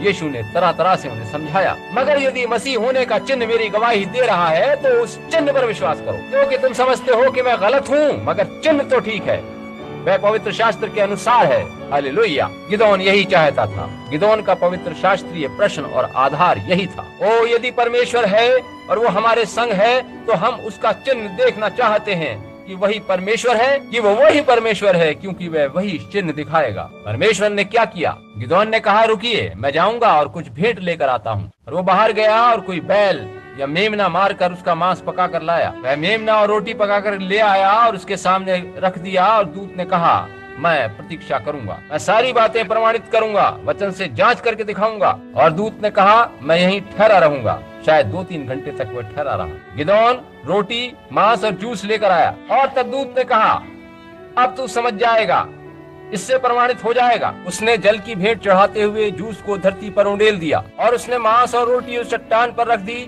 जिस पर वो गेहूं झाड़ रहा था। और उस दूत ने एक बूढ़े मनुष्य की तरह अपने हाथ में लाठी लेकर उस भोजन को छू लिया।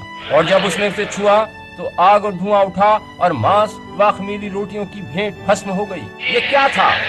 उसने गिदोन को पवित्र शास्त्र में दिए गए नियमानुसार करके दिखाया कि वह वास्तव में कौन है। वह वही परमेश्वर था जो कारमेल पर्वत पर एलिया के संग था। वही परमेश्वर था जिसके बारे में आज रात मैं बता रहा था। जब आप अपनी आत्मा उसकी पीतल की न्याय वाली वेदी पर रखते हैं तो क्या होता है? अगर वो वही परमेश्वर है तो वह बलिदान और भेंट ग्रहण कर लेता है। आपने निष्ठा और वफादारी से अपनी भेंट उसकी वेदी पर चढ़ाई है तो वह उस भेंट को ग्रहण कर लेगा और दुनिया की बातें आप में से जाती रहेंगी। केवल धुआं बाकी रह जाएगा और भेंट भस्म हो जाएगी।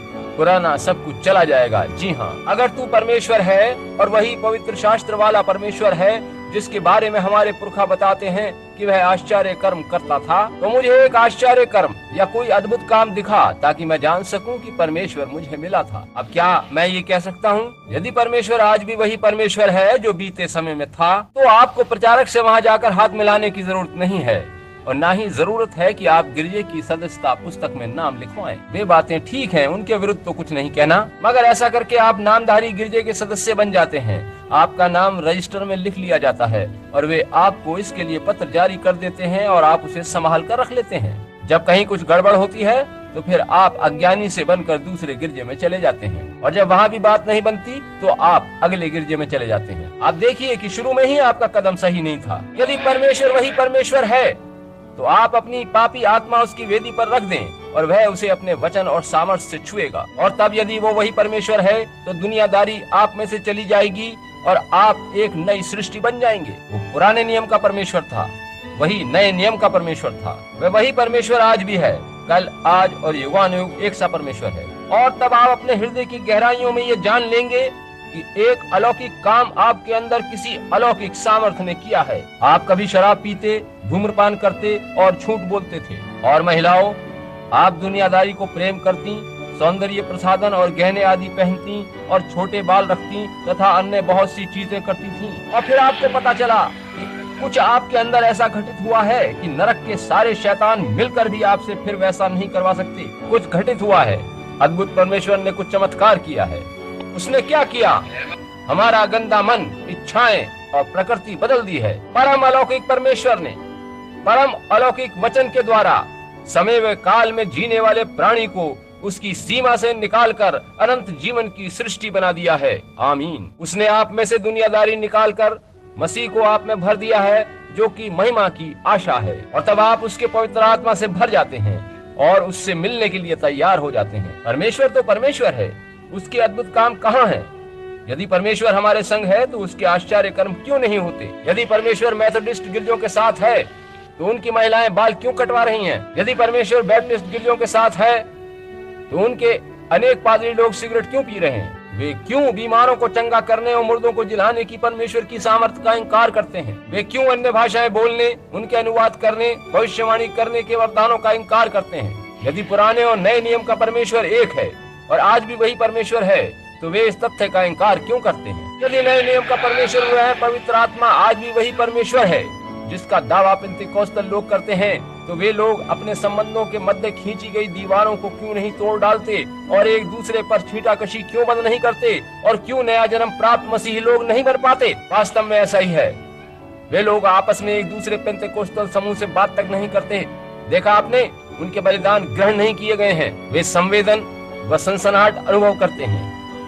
पूरी कलीसियाई कालों में वे मूर्ति पूजा करने की स्थिति में ऐसी ही हलचलें अपने अंदर अनुभव करते थे। परंतु पवित्र शास्त्र का परमेश्वर, जो कि वो परमेश्वर है जो कल, आज और युगानुयुग एक सा है, वह हमारे अंदर से सारी दुनियावी बातें, मतभेद भस्म करके हमें मसीह में एक नई सृष्टि बना देता है। हाँ, यीशु ने कहा था, यही मेरी गवाही देती है कि मैं कौन हूँ। ये सारी बुरी बातें हम में क्यों हैं? इसका कारण ये है कि हम अभी तक नामधारी गिरजों वाले मतभेदों को थामे हैं। उनके सिद्धांतों, मतों, जगत के शैतानी तत्वों, झूठी प्रतिष्ठा और यश ने हमें परमेश्वर के सत्य के प्रति अंधा बना रखा है। ये ठीक बात है। पवित्र आत्मा पाने के बारे में बहुत से लोग धोखा खा चुके हैं। जैसा मैंने बताया था कि उनके पास एलिया के वस्त्र सरीखे सिद्धांत और मत हैं। उनके पास तरह तरह के वाद हैं, परमेश्वर के प्रकट किए पुत्र, और ना जाने उनसे जुड़ी कितनी ही ढकोसलेबाजी वाली बातें आज दुनिया में हैं। लोग इन्हीं में फंसकर धोखा खाते और अपने अंदर सनसनाहट अनुभव करते हैं और इनके वशीभूत होकर उनमें तेज तर्रार, घमंडी, ठट्टा करने वाली और मनमुटाव रखने वाली आत्मा भर जाती है।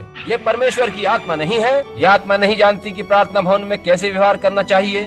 और बेतुके बेढंगे तौर से परमेश्वर के भवन में चलती फिरती है। कोई तरीका नहीं, कोई शालीनता नहीं, उस परमेश्वर के प्रति कोई भावना आस्था नहीं होती।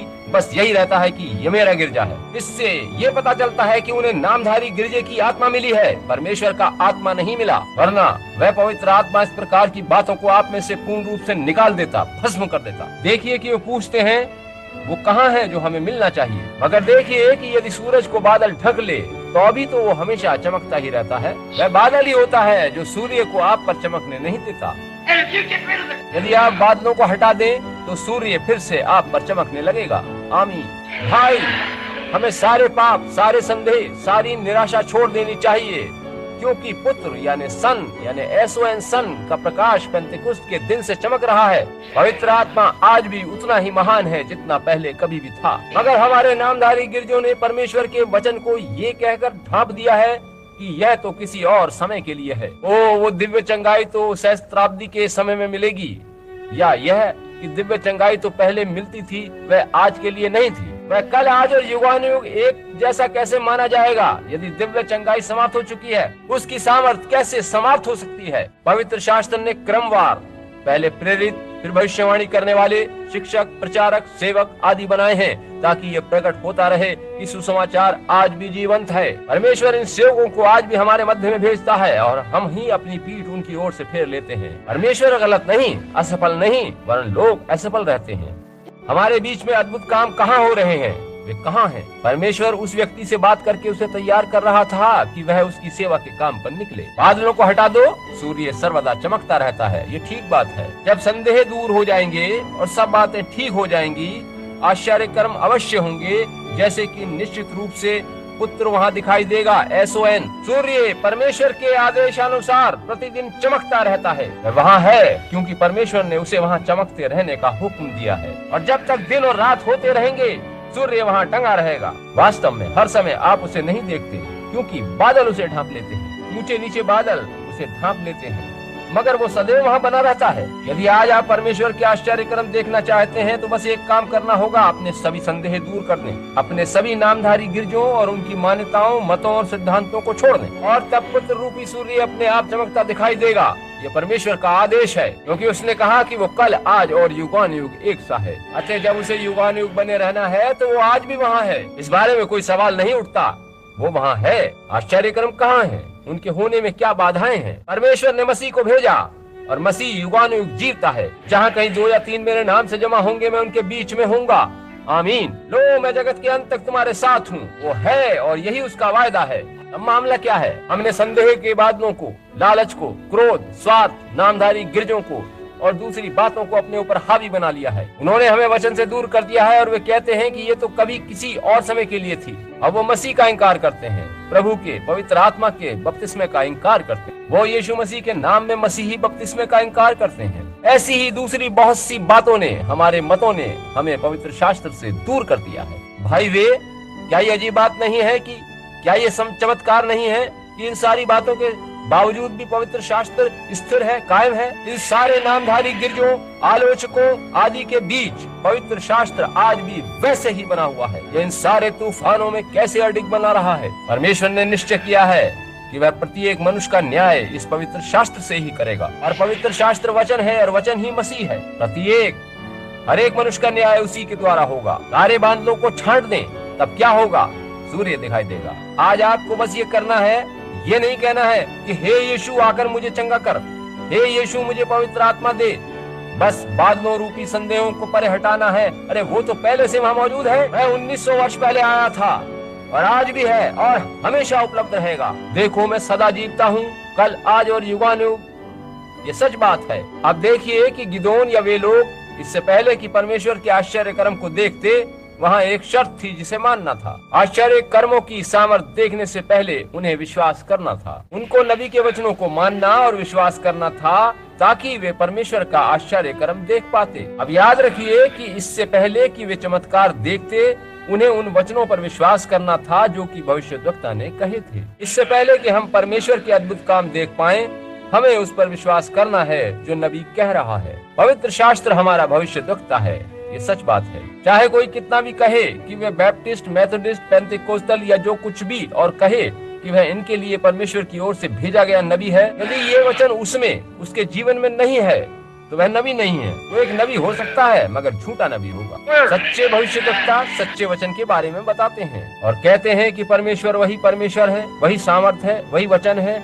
वही सब कुछ है, वही सच्चा वचन है। अब देखें कि उन्हें विश्वास करना जरूरी था। उन्हें नबी के वचनों पर विश्वास करके उसका पालन करना था, इससे पहले कि वे परमेश्वर के अद्भुत काम देख पाते। और आज आप ये झूठ कहकर कुछ नहीं पा सकते कि यीशु मसीह कल, आज और युगानुयुग एक सा नहीं है। यह आश्चर्य क्रम होने वाले दिन बीत गए और पवित्र आत्मा के बपतिस्मे जैसी कोई चीज नहीं होती।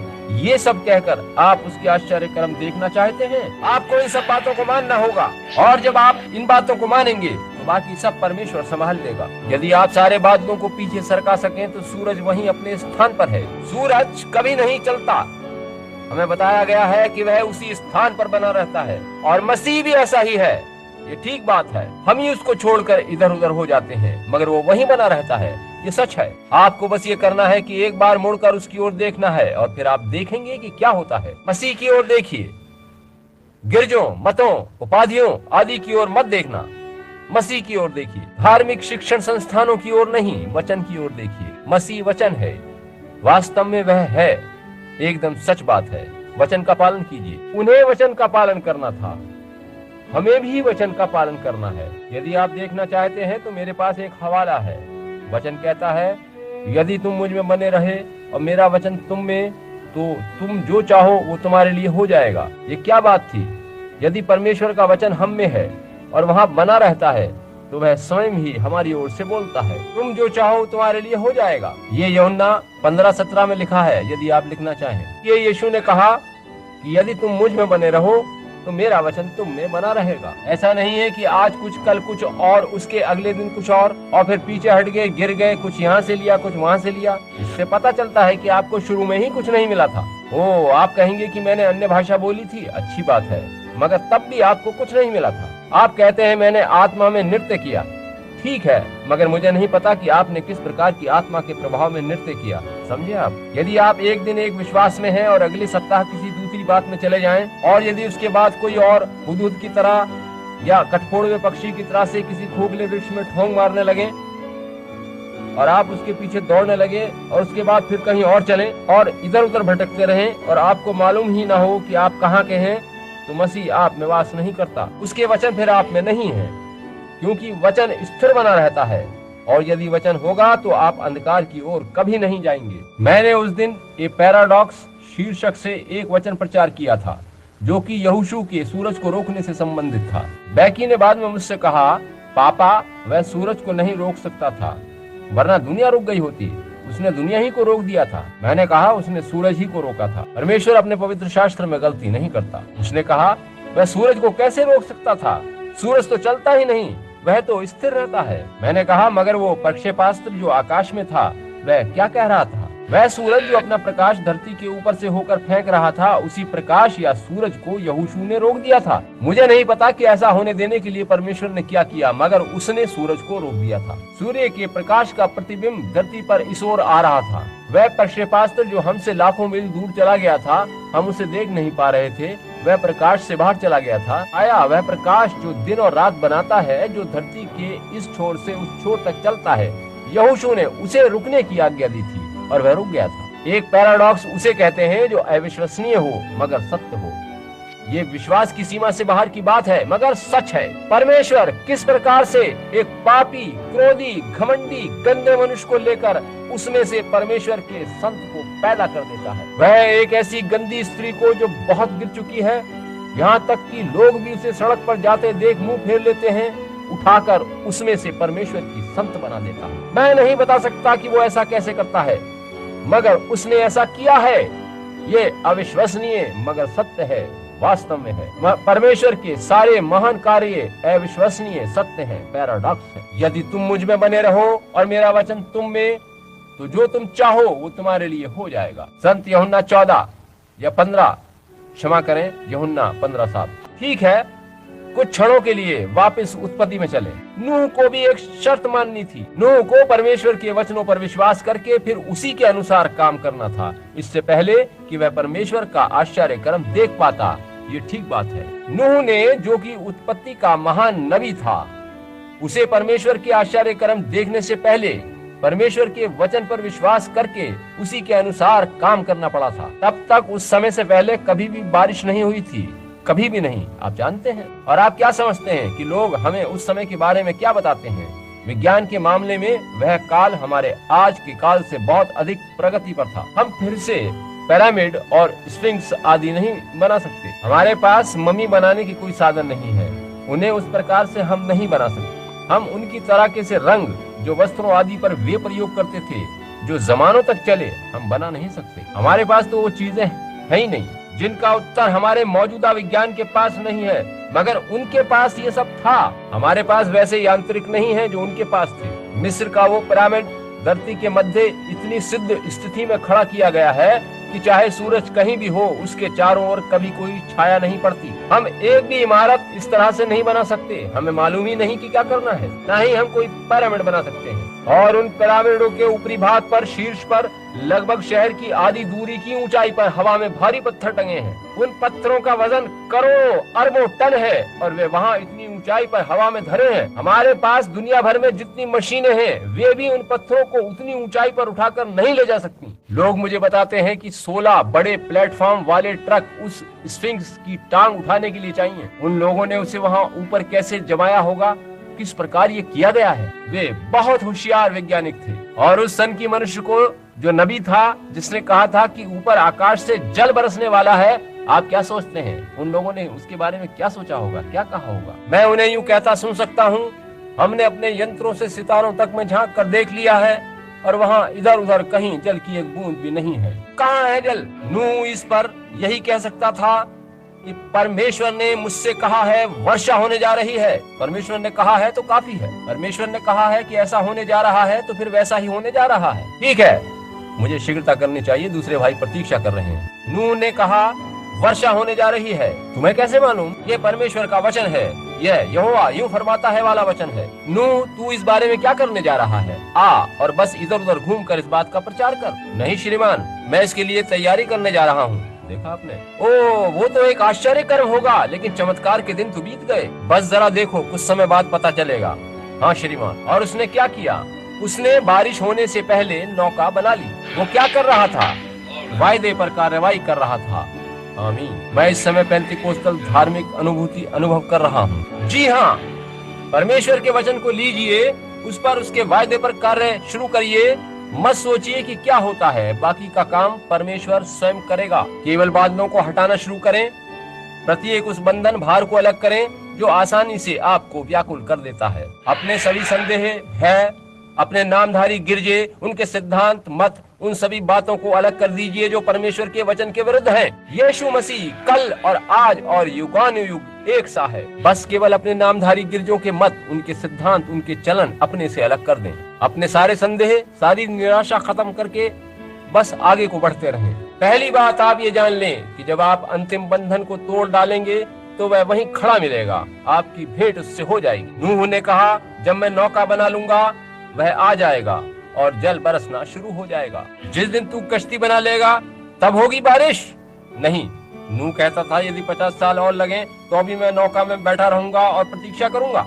बारिश आ रही है क्योंकि परमेश्वर ने ऐसा कहा है। पहली बात तो ये देखिए कि नूह को अपने को तैयार करना पड़ा था। वो जानता था कि परमेश्वर आश्चर्य कर्म करने वाला परमेश्वर है, अतः वह उसकी बात पर संदेह नहीं कर पाया। उसे पता था कि परमेश्वर ने उससे बात करी है। जब अपने वचन के द्वारा परमेश्वर आपसे बात करता है तो हृदय में आपको इसका पता चल जाता है। जब आप में से दुनियादारी चली जाती है और दुनिया आपके लिए मृत हो जाती है तो आपको पता चल जाता है। जब आप दुनिया को और दुनियावी चीजों से अभी तक प्रेम रखते हैं तो आपको अपने मन में ये मालूम हो जाता है कि आप ठीक नहीं चल रहे हैं। ये बात सच है। अतः जब सारी ऐसी वैसी बातें खत्म हो जाती हैं तो और कुछ करने को बाकी नहीं रहता सिवाय इसके कि परमेश्वर से भेंट हो। वह आपको इस स्थिति के तुरंत बाद वहीं खड़ा मिलता है। जैसे कि सूरज वाला यानी सन SUN, वैसे ही SON सन यानी परमेश्वर का पुत्र यीशु हमेशा वैसे ही स्थिर रहता है। वह कल, आज और युगानुयुग एक सा है। वह सूरज जो आज चमकता है उत्पत्ति के समय में भी वैसे ही चमकता था। वही सूरज जो उस पर्वत पर एलिया के ऊपर चमका था, वही सूरज जो यीशु को सलीब देने पर छिप गया था, हालेलुया, वो आज भी वैसा ही है। और वही परमेश्वर का पुत्र एसोएन सन कल आज और युगानुयुग एक सा है। वह सामर्थ में एक सा है, प्रेम में एक सा है और चिन्हों में एक सा है। आज एक मसीही जन का क्या चिन्ह है? वो गिरजे में जाता है, उसका नाम सदस्यता रजिस्टर में है, उसके पास प्रमाण पत्र है। यीशु ने कहा था कि ये सब चिन्ह नहीं है कि वह मसीह जन है। उसने कहा था कि विश्वास करने वालों में यह चिन्ह होंगे, मेरे नाम से वे दुष्ट आत्माओं को निकाल देंगे, अन्य भाषाएं बोलेंगे, यदि वे सांपों को उठा लें और जहरीली वस्तुएं पी जाएं, तो भी उन्हें कुछ हानि न होगी। वे बीमारों पर हाथ रखेंगे और बीमार चंगे हो जाएंगे। यदि परमेश्वर हमारे संग है तो उसके चिन्ह कहाँ हैं? वास्तव में वचन में वापस लौट कर आइए, चिन्ह स्वयं आने लगेंगे। जो ही हम वचन में वापस आ जाएंगे, चिन्ह प्रकट होने लगेंगे। नूह को परमेश्वर के वचन का पालन करना पड़ा, इससे पहले कि वह उसका आश्चर्य कर्म देख पाता। और गिदोन ने प्रश्न पूछा, गिदोन को भी परमेश्वर के वचन का पालन करना पड़ा। बाकी सबको ही परमेश्वर के वचन का पालन करना पड़ा है। इससे पहले कि मैं कहूँ कि खुदा कभी था, मुझे उसकी प्रतिज्ञा पर, वचन पर चलना है, तभी वह स्वयं को प्रकट करता है। यदि आप चंगाई चाहते हैं तो उस पर विश्वास करें, उसके वचन के अनुसार काम करें, चंगाई मिल जाएगी। इससे पहले कि मूसा परमेश्वर के आश्चर्य कर्म देख पाता, उसे पहले उसके वचन का पालन करना पड़ा था। उसे मालूम था, उसने अपनी माँ से सुना था कि उसका जन्म अजीब समय में हुआ था और उसे बांस की टोकरी में छिपाया गया था। उसे बताया गया था कि परमेश्वर की बुलाहट उसके लिए थी और वह उसका चुना हुआ है। उसने सोचा था कि मैं तो अच्छा सैनिक हूँ, मैं जाकर उस मिस्री को मारकर धूल में छिपा दूंगा। वह सोचता था कि मैं जो चाहूँ कर सकता हूँ, बस ऐसा करने से बात बन जाएगी। मगर आप देखिए कि ऐसा करने के बारे में वह जो सोच रहा था, ये उसका अपना विचार था। उसने कभी भी परमेश्वर को कोई अद्भुत काम करते नहीं देखा था कि वह अद्भुत रीति से उस समय मूसा के साथ कोई आश्चर्य कर्म करता। मगर एक दिन जब वो 80 वर्ष का बूढ़ा व्यक्ति हो गया और वो भेड़ चरा रहा था, वो एक चारागाह से शायद किसी पथ से गुजर रहा था, जबकि उसकी भेड़ें इधर उधर दौड़ रही थीं। और एक बूढ़ा चरवाहा हाथ में एक मुड़ी छड़ी लिए रास्ते पर छड़ी पटकता चला जा रहा था। 80 वर्ष का होने के कारण हो सकता है कुछ लंगड़ा कर चल रहा हो, शायद उसके गलमुच्छे सीने तक झूल रहे हों, शायद उसके बाल उन भेड़ों की तरह भूरे हों जिन्हें वो चरा रहा था। और उसने कुछ देखा, हे परमेश्वर, वह उसके लिए रहस्यपूर्ण था। मैं सोचता हूँ कि आज रात में आपको कुछ खास बात बता सकूं, दिखा सकूं। यहाँ जल का कुंड तैयार है। उसने कुछ ऐसा देखा जो पहले कभी नहीं देखा था और उसने कहा कि अच्छा होगा कि मैं इसकी जांच पड़ताल कर लूं। अतः वह उधर मुड़ा और प्रभु का वचन उसके पास पहुंचा। महिमा, हालेलुया, प्रभु का वचन उसके पास पहुंचा। अब इससे पहले कि वो आगे बढ़ता, उसे परमेश्वर के वचन का पालन करना था। और याद रखिए कि परमेश्वर का वचन सदैव अद्भुत काम करता है। उसने पूछा, मैं कैसे जान सकता हूँ कि प्रभु तू मेरे संग है और मुझे तू भेज रहा है? यहोवा ने कहा, तेरे हाथ में क्या है? उसने कहा, लाठी, इसको धरती पर फेंक दे। परमेश्वर ने मूसा को पहली आज्ञा दी, यदि तू जानना चाहता है कि मैं परमेश्वर हूँ तो तेरे हाथ में जो लाठी है उसे धरती पर फेंक दे। गिदोन ने पूछा, परमेश्वर के आश्चर्य कर्म कहाँ हैं? उस दूत ने गिदोन से कहा, उस रोटी को वेदी पर रख दे, मैं तुझे दिखाऊंगा कि परमेश्वर कौन है। और उसने उसे अपनी लाठी से छुआ और आग निकली और उस भोजन को भस्म कर गई। मूसा ने पूछा, मैं क्या कहूँगा कि किसने मुझे भेजा? मैं किस प्रकार जान सकता हूँ कि तू ही परमेश्वर है? उसने कहा, तेरे हाथ में क्या है? मैं जीवन का रचने वाला हूँ, मैं अद्भुत कार्य करने वाला परमेश्वर हूँ। इससे पहले कि मूसा परमेश्वर की सामर्थ को देखता जिससे सारे चमत्कार हुए, उसे पहले परमेश्वर की आज्ञा माननी पड़ी। उसने लाठी को धरती पर फेंका और वो एक सांप बन गई। ओह, क्या है ये? आश्चर्य कर्म देखने के लिए पहले आज्ञा मानना जरूरी है। आज देश भर में फैले ये तथाकथित गिरजे कहते हैं कि भाई सारे आश्चर्य कर्म कहाँ गए? हम $1000 उसे देंगे जो कोई भी एक अद्भुत काम करके दिखाएगा। ऐसा कहते हो तुम? गिरे हुए तुम बेचारे अभागे 2 बार मरे हुए जड़ से उखाड़े गए हो। आप कभी भी कोई आश्चर्य कर्म किस तरह देख सकते हैं जब तक कि आप एक मत न हो जाए। महिमा हो एक अविश्वासी व्यक्ति को जो कि संदेह करता है, उसे लेकर विश्वासी बनाकर पवित्र आत्मा से उसे भर देना परमेश्वर के अनुग्रह का एक चमत्कार ही तो है। यीशु ने कहा, जब तक कोई नए सिरे से जन्म न ले उन परमेश्वर के राज्य को देख नहीं सकता। यदि आप आश्चर्य कर्म देखना चाहते हैं तो आपस में मिलकर एक मत हो जाएं। पहले परमेश्वर को अपने मध्य में काम करने दें। उसे आपके मध्य कुछ परिवर्तन, कुछ सफाई करनी है, कुछ भिन्न प्रकार के शीशे आपकी आंखों पर लगाने हैं, क्योंकि आप अंधे हैं, पापों में और अधर्म में मरे हुए हैं, आत्मिक रीत से अंधे हैं, दोहरी मौत के भागी हैं। ये सच है। परमेश्वर ने आपको जीवन देना है, आपकी आंखों को छूना है कि आप देखने लगें। उसने आप में एक चमत्कार दिखाकर आपको स्वयं चमत्कार बनाना है और तभी आप अद्भुत काम करने वाले परमेश्वर को देख पाएंगे। यही पहली बात है। मूसा को परमेश्वर का विश्वास करना पड़ा था। मूसा को कुछ करना पड़ा था। उसे परमेश्वर के कहे वचन के अनुसार करना पड़ा था। मूसा देखना चाहता था कि वो परमेश्वर है या नहीं, और परमेश्वर ने कहा, मूसा जो कुछ मैं कह रहा हूँ तू वैसा कर। भाइयों बहनों, आज रात आप अब ये सुनिए, यदि आप जानना चाहते हैं कि परमेश्वर कौन है तो यहाँ जो वो कह रहा है आप उसका पालन करिए। आप में से प्रत्येक जन पश्चाताप करे और यीशु मसीह के नाम में बपतिस्मा ले तो आप स्वयं एक आश्चर्य कर्म बन जाएंगे। ये उसका वादा है, ऐसा ही उसने कहा है। उसके वचन का पालन करिए और आप पवित्र आत्मा का दान पाएंगे, क्योंकि ये प्रतिज्ञा तुम और तुम्हारी संतानों के लिए है। लोग कहते हैं ओ ये तो बस प्रेरितों के लिए थी, लिखा है और उन दूर दूर के लोगों के लिए भी है जिन्हें प्रभु हमारा परमेश्वर अपने पास बुलाएगा। यही वायदा है। उसके वचनों का पालन करिए और आप हकीकत में एक आश्चर्य कर्म देखेंगे। जब आप उसके वचनों पर काम शुरू करेंगे तो कुछ न कुछ घटित होगा, जैसा कि गिदोन ने किया जो कुछ उसे करने को कहा गया था, जैसे नूह ने किया जो कुछ उसे करने को कहा गया था, जैसे मूसा ने किया जो कुछ परमेश्वर ने उसे करने को कहा था। मूसा से कहा कि अपनी लाठी फेंक दे, दूसरे शब्दों में तेरे चारों ओर जो कुछ है उससे बरी हो जा, उसे छोड़ दे। आमीन। वो सब कुछ मुझे दे दे। आप कहते हैं कि आपको बहुत क्रोध आता है, उसे परमेश्वर को सौंप दें। उसे पता है कि किस प्रकार उसे शांत करना है। मेरे अंदर बहुत सी दुनियावी इच्छाएं हैं, उसे पता है कि किस तरह उन्हें आपसे अलग करना है। समझे? बस सारी कमियां उसके हाथों में सौंप दें और देखें कि वो कैसा चमत्कार कर सकता है। ये सच है, ठीक है। मूसा को परमेश्वर के वचन का पालन करना पड़ा था इससे पहले कि वह उसके आश्चर्य कर्म को देख सकता। मगर भाई, जब एक बार उसने देख लिया तब उसे कोई रोक नहीं सकता था। मैं देख रहा हूँ कि दूसरे ही दिन वो अपनी पत्नी सिप्पोरा सहित गधी पर बैठा था और छोटा बच्चा गिरशोम उसकी गोदी में था। उसके बाल उसके चेहरे पर झूल रहे थे। वो मिस्र जा रहा था। उसका मुखड़ा आनंदित था और आंखें आशा से भरी आकाश को निहार रही थीं। एक चरवाहे से वे एक बड़े शूरवीर सूरमा में बदलकर परमेश्वर का महान जन बनकर इजराइल को छुड़ाने जा रहा था। गिदोन को देखिए क्या हुआ, मूसा को देखिए, एक सूखी लकड़ी हाथ में लेकर वो एक देश को जीतने जा रहा था एक लाठी से।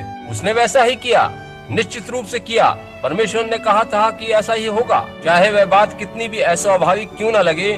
केवल वही करिए जो परमेश्वर आपको करने के लिए कहता है। आप पाएंगे कि उसके वचन आज भी वैसे ही हैं। केवल बादलों को पीछे हटा दें। सन यानी परमेश्वर का पुत्र रूपी सूर्य आज भी चमक रहा है। यहोशू को ले, वो महान विजेता और मूसा का उत्तराधिकारी था। वो महान योद्धा था जिससे परमेश्वर प्रेम करता था। परमेश्वर ने कहा था कि जिस प्रकार मैं मूसा के साथ था तेरे संग भी रहूंगा। मगर इससे पहले कि यरीहो की दीवार गिरती, यहोशू ने प्रधान कप्तान प्रभु के आदेशानुसार दीवार के 13 चक्कर लगाए।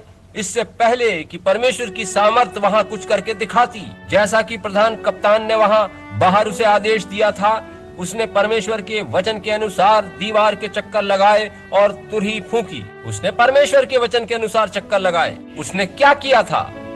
इससे पहले कि वह कोई आश्चर्य कर्म देखता, उसने परमेश्वर के वचन का पालन किया था। एक ऐसी दीवार जिस पर रथ दौड़ते थे केवल तुरही फूंकने से नहीं गिर गई, मगर परमेश्वर ने कहा था कि उसके 7 चक्कर लगाना और 7वें दिन 7 चक्कर यानी कुल 13 चक्कर लगाना, और अंतिम चक्कर में पहले याजक पीछे वाचा का संदूक रखना और तुरही फूंकना, और जब तुरही फूंकी जाएगी तो दीवार ढह जाएगी। उन्होंने क्या किया? यहोशू ने जब परमेश्वर के वचन का पालन किया तो उसका अद्भुत काम देखा। आपके आश्चर्य कर्म कहाँ हैं? पहले उसके वचन का पालन करिए। किस तरह से ऐसा हुआ कि वो सारी दीवार गिर गई मगर उस वेश्या का वो छोटा सा घर खड़ा रह गया? इसलिए क्योंकि उसने परमेश्वर के वचन का पालन किया था। बाकी सारे लोग क्यों नाश हो गए जबकि वह जीवित थी? उसने परमेश्वर के वचनानुसार कार्य किया और उसका आश्चर्य कर्म देखा। चमत्कार देख पाने का यही तरीका है, वचन के अनुसार करिए। वे इब्रानी बच्चे उस आग की भट्टी में डाले गए थे। इससे पहले कि वो परमेश्वर का चमत्कार देखते, उन्होंने क्या किया? उन्होंने परमेश्वर के वचन का पालन किया। वे जानते थे कि वह परमेश्वर है, वही परमेश्वर है जो उन्हें मिस्र से छुड़ा कर लाया था। वे जानते थे कि वह हमेशा से एक सा रहने वाला परमेश्वर है और वह आश्चर्य कर्म करने वाला प्रभु है और वह अद्भुत काम दिखाएगा ही। और परमेश्वर ने उन्हें आज्ञा दी थी कि मूरत के आगे कभी मत झुकना। परमेश्वर बदलता नहीं है। मेरे वचन में बने रहना, मूर्तों के आगे मत झुकना। वे क्या कहते थे? हमारा परमेश्वर हमें इस आग की भट्टी में से बचा सकता है, मगर यदि वो ऐसा न भी करे तो भी हम उसके वचन का पालन करेंगे। यही बात थी।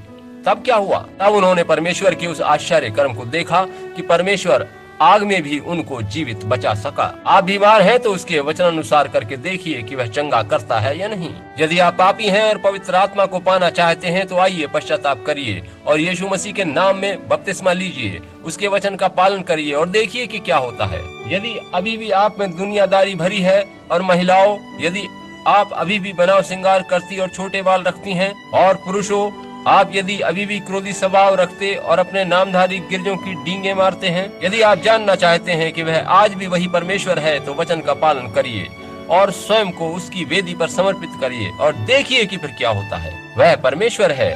पहले आपको उसके वचनों के अनुसार काम करना है। इससे पहले कि दानियल परमेश्वर का आश्चर्य कर्म देखता और शेरों से बच पाता, पहली बात जो उसने करी वो यही थी कि उसने उसके वचनों का पालन किया। आज्ञा जारी हुई थी कि यदि कोई व्यक्ति इतने दिनों तक इस मूर्ति को छोड़कर किसी और ईश्वर की उपासना करेगा तो वह शेरों की मांद में डाल दिया जाएगा। 30 दिन तक कोई भी मनुष्य किसी भी और देवता की पूजा नहीं कर सका, बस राजा की उस मूरत की पूजा करता रहा जो कि उनके लिए देवता बन गया था। देखा आपने? मगर दानियल ने क्या किया? वह परमेश्वर के वचन पर चला, क्योंकि सुलेमान ने जब उस परमेश्वर के भवन को समर्पित किया था तो यही प्रार्थना करी थी कि प्रभु, यदि कोई तेरा जन कभी भी कहीं भी किसी संकट में हो और इस पवित्र भवन की ओर मुंह करके प्रार्थना करे तो तू स्वर्ग से उसकी सुन लेना। ये ठीक बात है। दानियल ने पहले वचन का पालन किया।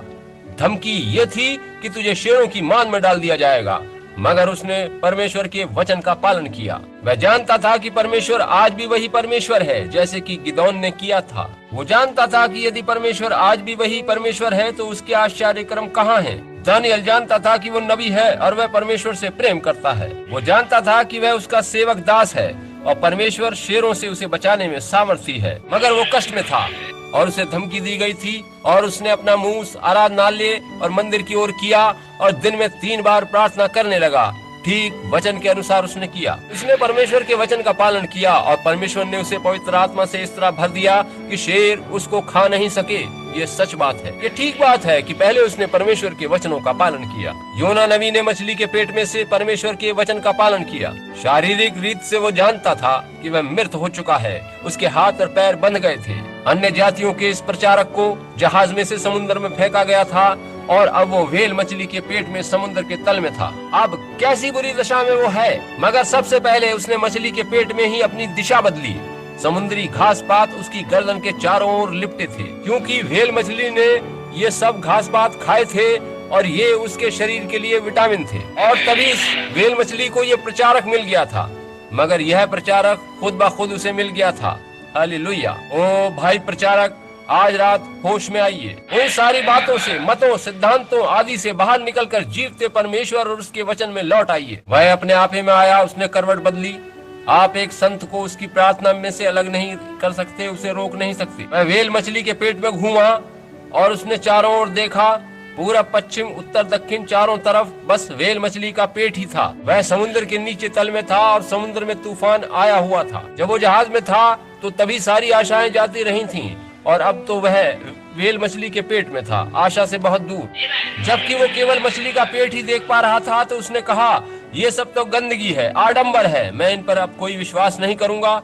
मगर प्रभु, अब मैं आपके पवित्र मंदिर की ओर देखूंगा। अब वो नीचे नहीं देख रहा था। उसने कहा, पवित्र मंदिर तो ऊपर स्वर्ग में है, अतः मैं अब ऊपर देख रहा हूँ। और तब उसने परमेश्वर के आश्चर्य कर्म को देखा। किसी भी तरह से ऑक्सीजन उस मछली के पेट में आई और 3 दिन तक वह साधारण रूप से सांस लेता रहा और उस व्हेल के पेट में वो मजे से आराम करता रहा ताकि वह उस दुष्ट नगर में 40 दिन तक घूम घूम कर सुसमाचार सुना सके। स्वर्ग से उतरी उस नई ऑक्सीजन से वह एकदम तरोताजा हो गया था। यह ऑक्सीजन ना तो समुद्र में से और ना ही व्हेल में से आ सकती थी, अतः यह परमेश्वर के द्वारा भेजी गई थी। ओ प्रभु, आज रात अपने वचन की वह ऑक्सीजन हम पर फूंक दे, अपने जी उठने की सामर्थ हमें दे दे, ताकि हम इन अंतिम दिनों में जीवित बने रह सकें। हे पवित्र आत्मा, हम पर अपना श्वास फूंक दे। भाई, यही चाहिए।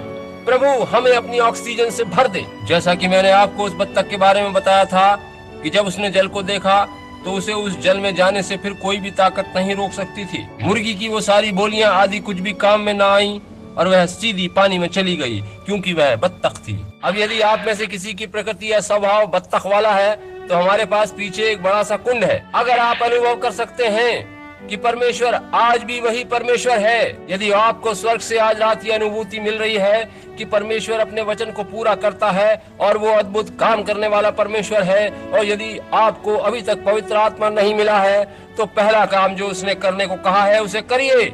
जल में उतर जाइए, वास्तव में अपने हृदय की गहराई से पश्चाताप करिए और स्वयं को उसकी वेदी पर समर्पित कर दीजिए, तो वह आप में से दुनिया की बातें अलग कर देगा और आत्मा से आपका नया जन्म होगा और आप यीशु मसीह के नाम में बपतिस्मा लेंगे और वह आपको पवित्र आत्मा से भर देगा। सही तरीके और ठीक प्रक्रिया से उसके पास आए। ये नहीं कि पादरी से हाथ मिलाकर या पुस्तक में सदस्यता सूचक नाम लिखवाए, ऐसे कुछ नहीं होता, मगर इस प्रकार से पूरी तरह मृत हो जाएं ये आपको दुनिया का कुछ भी आभास न रहे। आबिल अपने मेमने सहित उसी वेदी पर मारा गया था। यदि आप अपने संबंध परमेश्वर के साथ ठीक बनाना चाहते हैं तो बस एक ही तरीका है कि मसीह के संग उसकी वेदी पर मर जाएं, जब तक कि आपके चारों ओर की चीजें आपके लिए काली या ना दिखाई देने वाली न बन जाएं। वहाँ पर मर जाएं और जब आप फिर से जी उठेंगे तो आप मसीह में एक नई सृष्टि बन जाएंगे। निश्चित रूप से योना को पहले परमेश्वर के वचन पर विश्वास करना और उनका पालन करना था। शायद वो मुंह के बल उस वेल के पेट में गया था, क्योंकि उन लोगों ने उसे उठाकर सीधा वेल मछली के मुंह में फेंक दिया था। वेल ने कहा, अब हम समुद्र के तल में जाएंगे। मैं ताज्जुब करता हूँ कि उन 3 दिनों में वह वेल मछली क्या सोच रही होगी। वह अजीब सी हालत में थी। अब आप देखिए कि वेल रूपी भवन को वह अच्छा नहीं लगा होगा और न ही नामधारी गिरजों को ये सब अच्छा लगता है, मगर योना को ये सब कितना प्रिय लग रहा था वास्तव में, क्योंकि परमेश्वर उसे ताज़ा हवा दे रहा था और वह वहाँ जीवित था। परमेश्वर हमें भी ताज़ा हवा दे दे। यदि योना, जिसने परमेश्वर के वचन पर विश्वास करके चमत्कार पाया और वह भी उस भौतिक मंदिर की ओर देखकर जिसे एक मनुष्य सुलेमान ने बनवाया था, जो कि बाद में वचन से परे हट गया था, मगर उसने परमेश्वर से प्रार्थना करी कि जो कोई कहीं भी इस मंदिर की ओर देखकर कष्ट में तुझे पुकारे, परमेश्वर तू स्वर्ग से उसकी सुन लेना। और योना उन खराब हालातों में भी विश्वास कर पाया, तो हम स्वर्ग की ओर देखकर आज कितना अधिक विश्वास कर सकते हैं। स्वर्ग में जहाँ हमारे लिए किसी मनुष्य ने नहीं, किसी सुलेमान सरी के पीछे हट जाने वाले व्यक्ति ने जान नहीं दी और कब्र में नहीं रहा, मगर वह तो स्वयं जीवित परमेश्वर था जो सर्वशक्तिमान के दाहिने हाथ बैठा है। वहाँ से वे सारी सामर्थ, अधिकार और वचन का प्रचार और पवित्र आत्मा हमारे पास इस प्रमाण के लिए भेज रहा है कि उसी ने हमारे लिए प्राण दिए थे। आमीन। परमेश्वर के वचन पर विश्वास करके उसके आश्चर्य कर्म देखिए, मगर पहले आपको विश्वास करना पड़ेगा। निश्चित रूप से, जी हाँ। गिदोन ने जब अपने आगंतुक दूत को वहाँ पेड़ के तले बैठे देखा तो सबसे पहले प्रश्न पूछा। उसने कहा, यदि परमेश्वर आज भी हमारे संग है और वह वही परमेश्वर है, तो उसके आश्चर्य कर्म कहाँ हैं? और उस दूत ने जो पेड़ के तले बैठा था क्या किया? जब उसने उस भेंट को उस लाठी से छुआ जो उसके हाथ में थी, तब वो भस्म हो गई। गिदोन को पता चल गया कि ये परमेश्वर का काम है और पेड़ के तले बैठा वह बूढ़ा सा दिखने वाला मनुष्य देहधारी वचन है। हालेलुया! वो जीवंत वचन था। वह जान गया था कि वह जीवित वचन था, क्योंकि वह वर्तमान काल में कार्य कर रहा था और जी रहा था। भाई, परमेश्वर की महिमा होवे। पेंतकोस्टल ठीक है, मगर यदि आपने स्वयं अनुभव किया हो, उनके पास लीपा पोती करी आग है, प्रकाश है, मगर भूतकाल नहीं, वर्तमान काल की बात चाहिए। इतिहास के परमेश्वर का क्या लाभ यदि वो आज भी वही परमेश्वर नहीं है। जैसा कि मैं अक्सर कहता हूँ कि आप अपनी छोटी कनेरी चिड़िया को अगर उसके पंख बड़े होने के लिए विटामिन की गोलियां खिलाएं और उसे पिंजरे में बंद करके रखें, तो उसका क्या लाभ है? यह कहने का क्या लाभ कि एक सामर्थी परमेश्वर है और फिर लोगों को उस परमेश्वर की सेवा करने से रोका जाए। आमीन। वास्तव में ये मूर्खतापूर्ण बात है।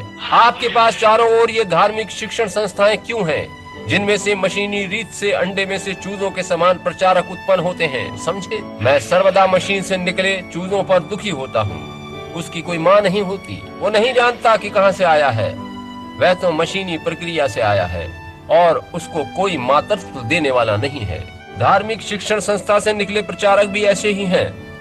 वे बस धर्मशास्त्र पढ़े होते हैं। वे किसी भी विद्यार्थी की तरह से सुसंस्कृत और होशियार हो सकते हैं। वे अनेक भाषाओं में वचन प्रचार कर सकते हैं, मगर वे नहीं जानते कि उनके माता पिता कौन हैं। जैसा कि मैंने कुछ दिन पहले कहा था कि खच्चर से अधिक अज्ञानी कोई पशु नहीं होता। वह दोगला होता है और नहीं जानता कि उसके माता पिता कौन हैं। देखा आपने, वो नहीं जानता कि माँ बाप कौन है, वो कहाँ से आया है। आज के नामधारी गिरजों के दोगले मसीही लोगों और तथाकथित मसीही लोगों का यही हाल है, जिनका जन्म धार्मिक समुदायों में हुआ है। मगर एक अच्छी नस्ल के घोड़े का पूरा पिछला इतिहास पता होता है। उसे पता होता है कि सब कुछ क्या कैसे है।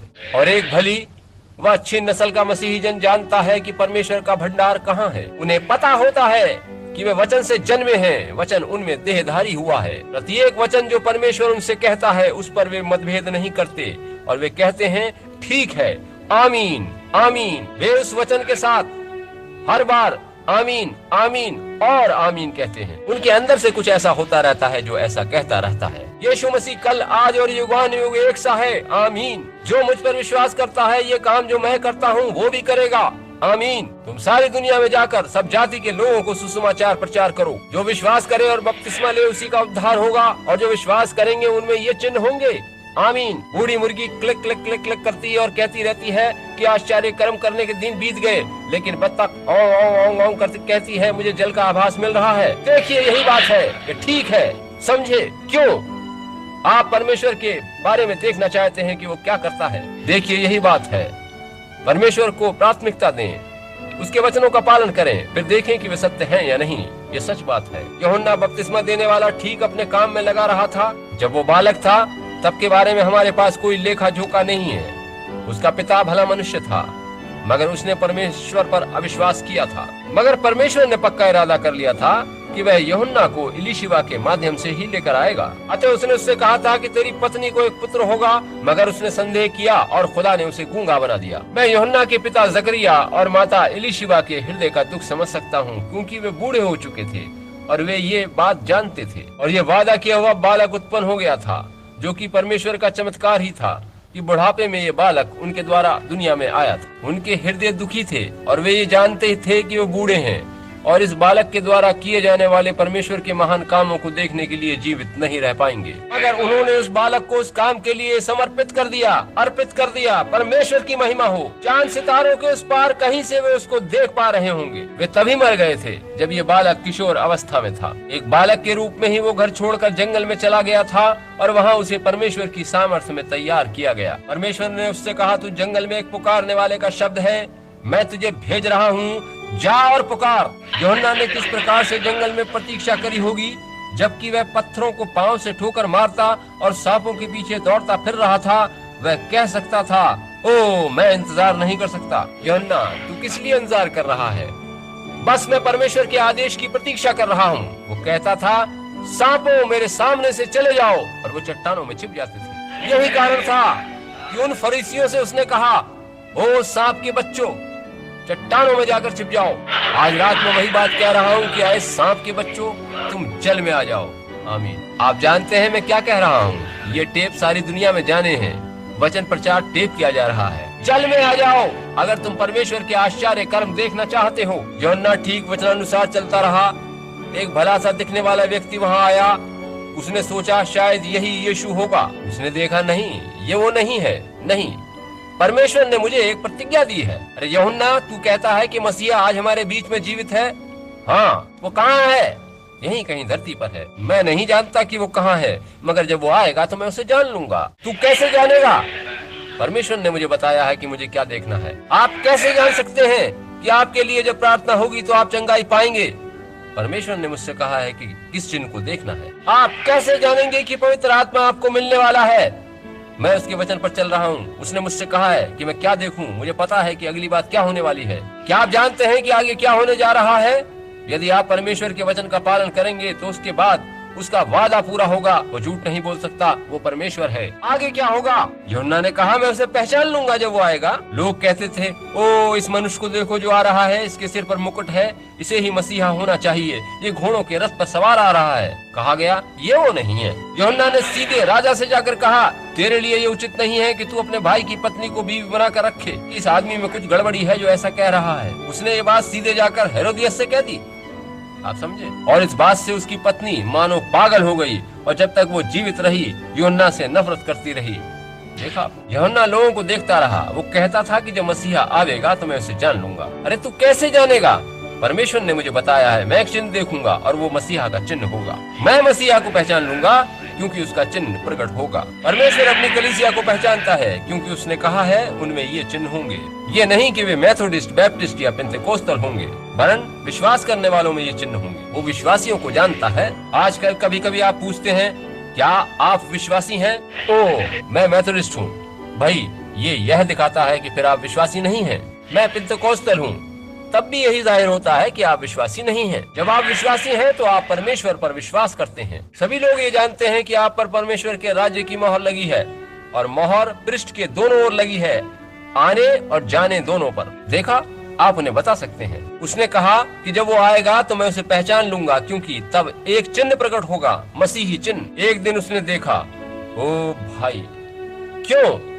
क्योंकि वह उस चिन्ह की प्रतीक्षा कर रहा था, उसी कारण वो उसे पहचान गया। मैं सोचता हूँ कि आप इसकी गहराई में जा रहे हैं। क्या आप चिन्ह की प्रतीक्षा कर रहे हैं? क्या आप किसी बात के होने की बाट जोड़ रहे हैं? यदि ऐसा है तो आप पवित्र शास्त्र को जानिए। वहाँ जितने याजक और शास्त्री खड़े थे वे यूहन्ना से 5 गुना होशियार थे, जबकि हमारे पास कोई विवरण नहीं है कि यूहन्ना एक दिन भी स्कूल पढ़ने गया हो। मगर वहाँ याजक खड़े थे और उनके दादा के दादा के दादा के दादा के दादा तक याजक रहे थे। वहाँ ऐसे मनुष्य भी खड़ा था जो सारे नबियों उत्पत्ति आदि का इंच दर इंच ज्ञान रखता था। मगर आप देखिए कि यूहन्ना एक चिन्ह की प्रतीक्षा कर रहा था, मसीही चिन्ह। वह जानता था कि यदि वह आने वाला परमेश्वर है तो कुछ न कुछ अद्भुत अलौकिक अवश्य घटेगा। ये ठीक बात है, आज भी ऐसा ही है। यदि आप मसीह हैं तो आपके साथ कुछ न कुछ अलौकिकता जुड़ी होगी। यदि ऐसा नहीं होता है तो फिर आप धोखा खा गए हैं। आप पहले जैसा जीवन ही जी रहे हैं। पहले जिन चीजों को प्यार करते थे अब भी उन्हीं से प्रेम कर रहे हैं। यदि ऐसा है तो आपने धोखा खाया है, ये सच है। फिर आप परमेश्वर के पुत्र पुत्रियां नहीं हैं। तब हम पाते हैं कि यूहन्ना एक दिन वहाँ खड़ा था, जैसा कि एक कहानी में मैंने पढ़ा था। उसमें बताया गया है कि यूहन्ना नदी के दूसरे छोर पर था और लोग इधर इस किनारे खड़े थे। लोग परमेश्वर के सेवक के साथ ऐसा ही करते हैं। उसे प्रत्येक नामधारी गिरजे और संगठन अपने से दूर धकेल देते हैं। उसके पास कोई मंच नहीं था, वरन वो घुटनों तक कीचड़ में धंसा वहाँ खड़ा था। उसके पास पादरी वाला चोगा नहीं था, नहीं श्रीमान। वो वहाँ भेड़ की खाल लपेटे एक जंगली मनुष्य के तरीके से खड़ा दिख रहा था। और उन शास्त्रियों ने उससे पूछा, तेरे कहने का अर्थ ये है कि एक समय आएगा जब हमारा ये मंदिर, ये धार्मिक संगठन समाप्त हो जाएगा, गिर जाएगा? उसने कहा, वास्तव में गिर जाएगा। तू कैसे जानता है इस बात को? वचन में तुम क्या पढ़ते हो? एक मसीह आने वाला है और वह नित्य दी जाने वाली बलि को बंद करेगा। दानियल ने ऐसा कहा है, एक नबी ने ऐसा कहा है। हालेलुया। भाव विभोर होता जा रहा हूँ, मुझे रुक जाना चाहिए। तू कैसे जानता है? नबी ने ऐसा कहा है। इसी प्रकार से मिकाया ने जान लिया था कि वह अहाब को आशीष नहीं दे सकता क्योंकि एलिया ने उसे शापित किया था। बात खत्म हुई, उसे वचन के संग चलना था। यदि आप परमेश्वर के काम देखना चाहते हैं तो परमेश्वर के वचन का पालन कीजिए। वो जानता था कि ऐसा नहीं हो सकता है, अतः तब क्या हुआ? वह परमेश्वर के काम देखना चाहता था। यूहन्ना ने कहा, जब वो आएगा तो मैं उसे पहचान लूंगा। एक दिन वहाँ खड़े होकर यूहन्ना ने कहा कि वो समय आएगा जब नित्य अनबलि हटा ली जाएगी। मसीह स्वयं नित्य अनबलि बन जाएगा और उजाड़ने वाली घृणित वस्तु दिखाई देगी। ये सब बातें तू कहाँ से लाया? ये हमारे मतों के विरुद्ध है, लेकिन ये परमेश्वर के वचन के विरुद्ध नहीं है। वहाँ एक नबी था और प्रभु का वचन उसके संग था, ये ठीक है। और उसने कहा, देखो यहाँ परमेश्वर का मेमना है जो जगत के पापों को उठा लिए जाता है। एक साधारण सा छोटा सा झुके कंधे वाला व्यक्ति लाजर के संग चलता हुआ वहाँ आया। केवल एक मामूली सा व्यक्ति मामूली कपड़े पहने हुए आया था। ना तो याजक की वेशभूषा, न पगड़ी, न मुकुट, नहीं कुछ नहीं, बस एक बेचारा लड़का सा था, बढ़ई का लड़का। वह चलता हुआ आया, उसके हाथ में छाले पड़े थे। तेरा मतलब है कि ये क्या? क्या तुम उसे वहाँ नहीं देख पा रहे हो? देखो का अर्थ है आदर सम्मान के साथ देखो। यहाँ परमेश्वर का मेमना है जो जगत के पापों को उठा लिए जाता है। उनमें से कुछ ने कहा, तुम जानते हो ये कौन है?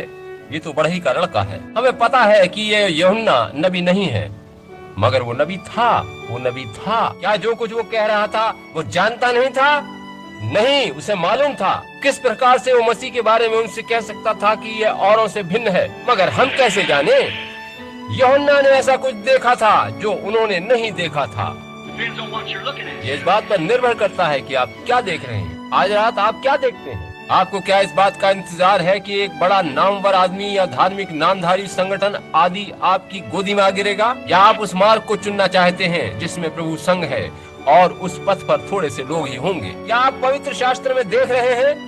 क्या आप परमेश्वर के वचन को देख रहे हैं? यदि आप नया जन्म प्राप्त हैं तो उसे देख सकेंगे, अन्यथा नहीं देख पाएंगे। यूहन्ना वहाँ आकर कहता है, परमेश्वर ने मुझसे जंगल में कहा था। ओ भाई, उसने मुझे पुकारने के लिए कहा था और मैं 6 महीने से चिल्ला रहा हूँ, पुकार रहा हूँ। सब तरफ इस यरदन नदी के तट पर इधर उधर ऊपर नीचे कीचड़ में सना बस पुकारता रहा हूँ। आप प्रचारक लोगों से हंगामा पूर्ण बातें करता रहा हूँ।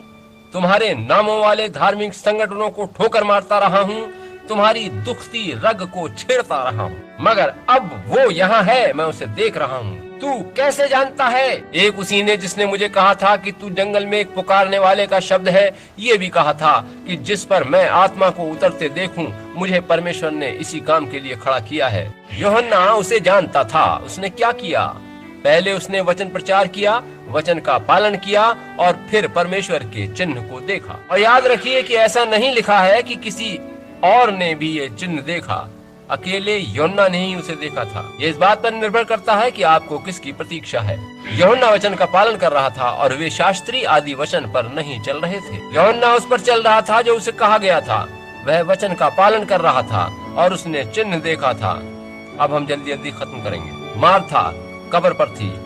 उसने परमेश्वर के वचन का पालन किया था, उस पर विश्वास किया था। इससे पहले कि वो परमेश्वर का आश्चर्य कर्म देखती, उसे उसके वचन पर विश्वास करके वचन का पालन करना था। उसने कहा था, प्रभु यदि तू यहाँ होता तो मेरा भाई कभी न मरता। उसने कहा, मार्था, पुनरुत्थान और जीवन मैं ही हूँ। जो मुझ पर विश्वास करता है वो मर भी जाए तो भी जीवित रहेगा, और जो कोई जीवता है और मुझ पर विश्वास करता है वो कभी न मरेगा। क्या तू इस पर विश्वास करती है? उसने कहा, हाँ प्रभु, यही बात है।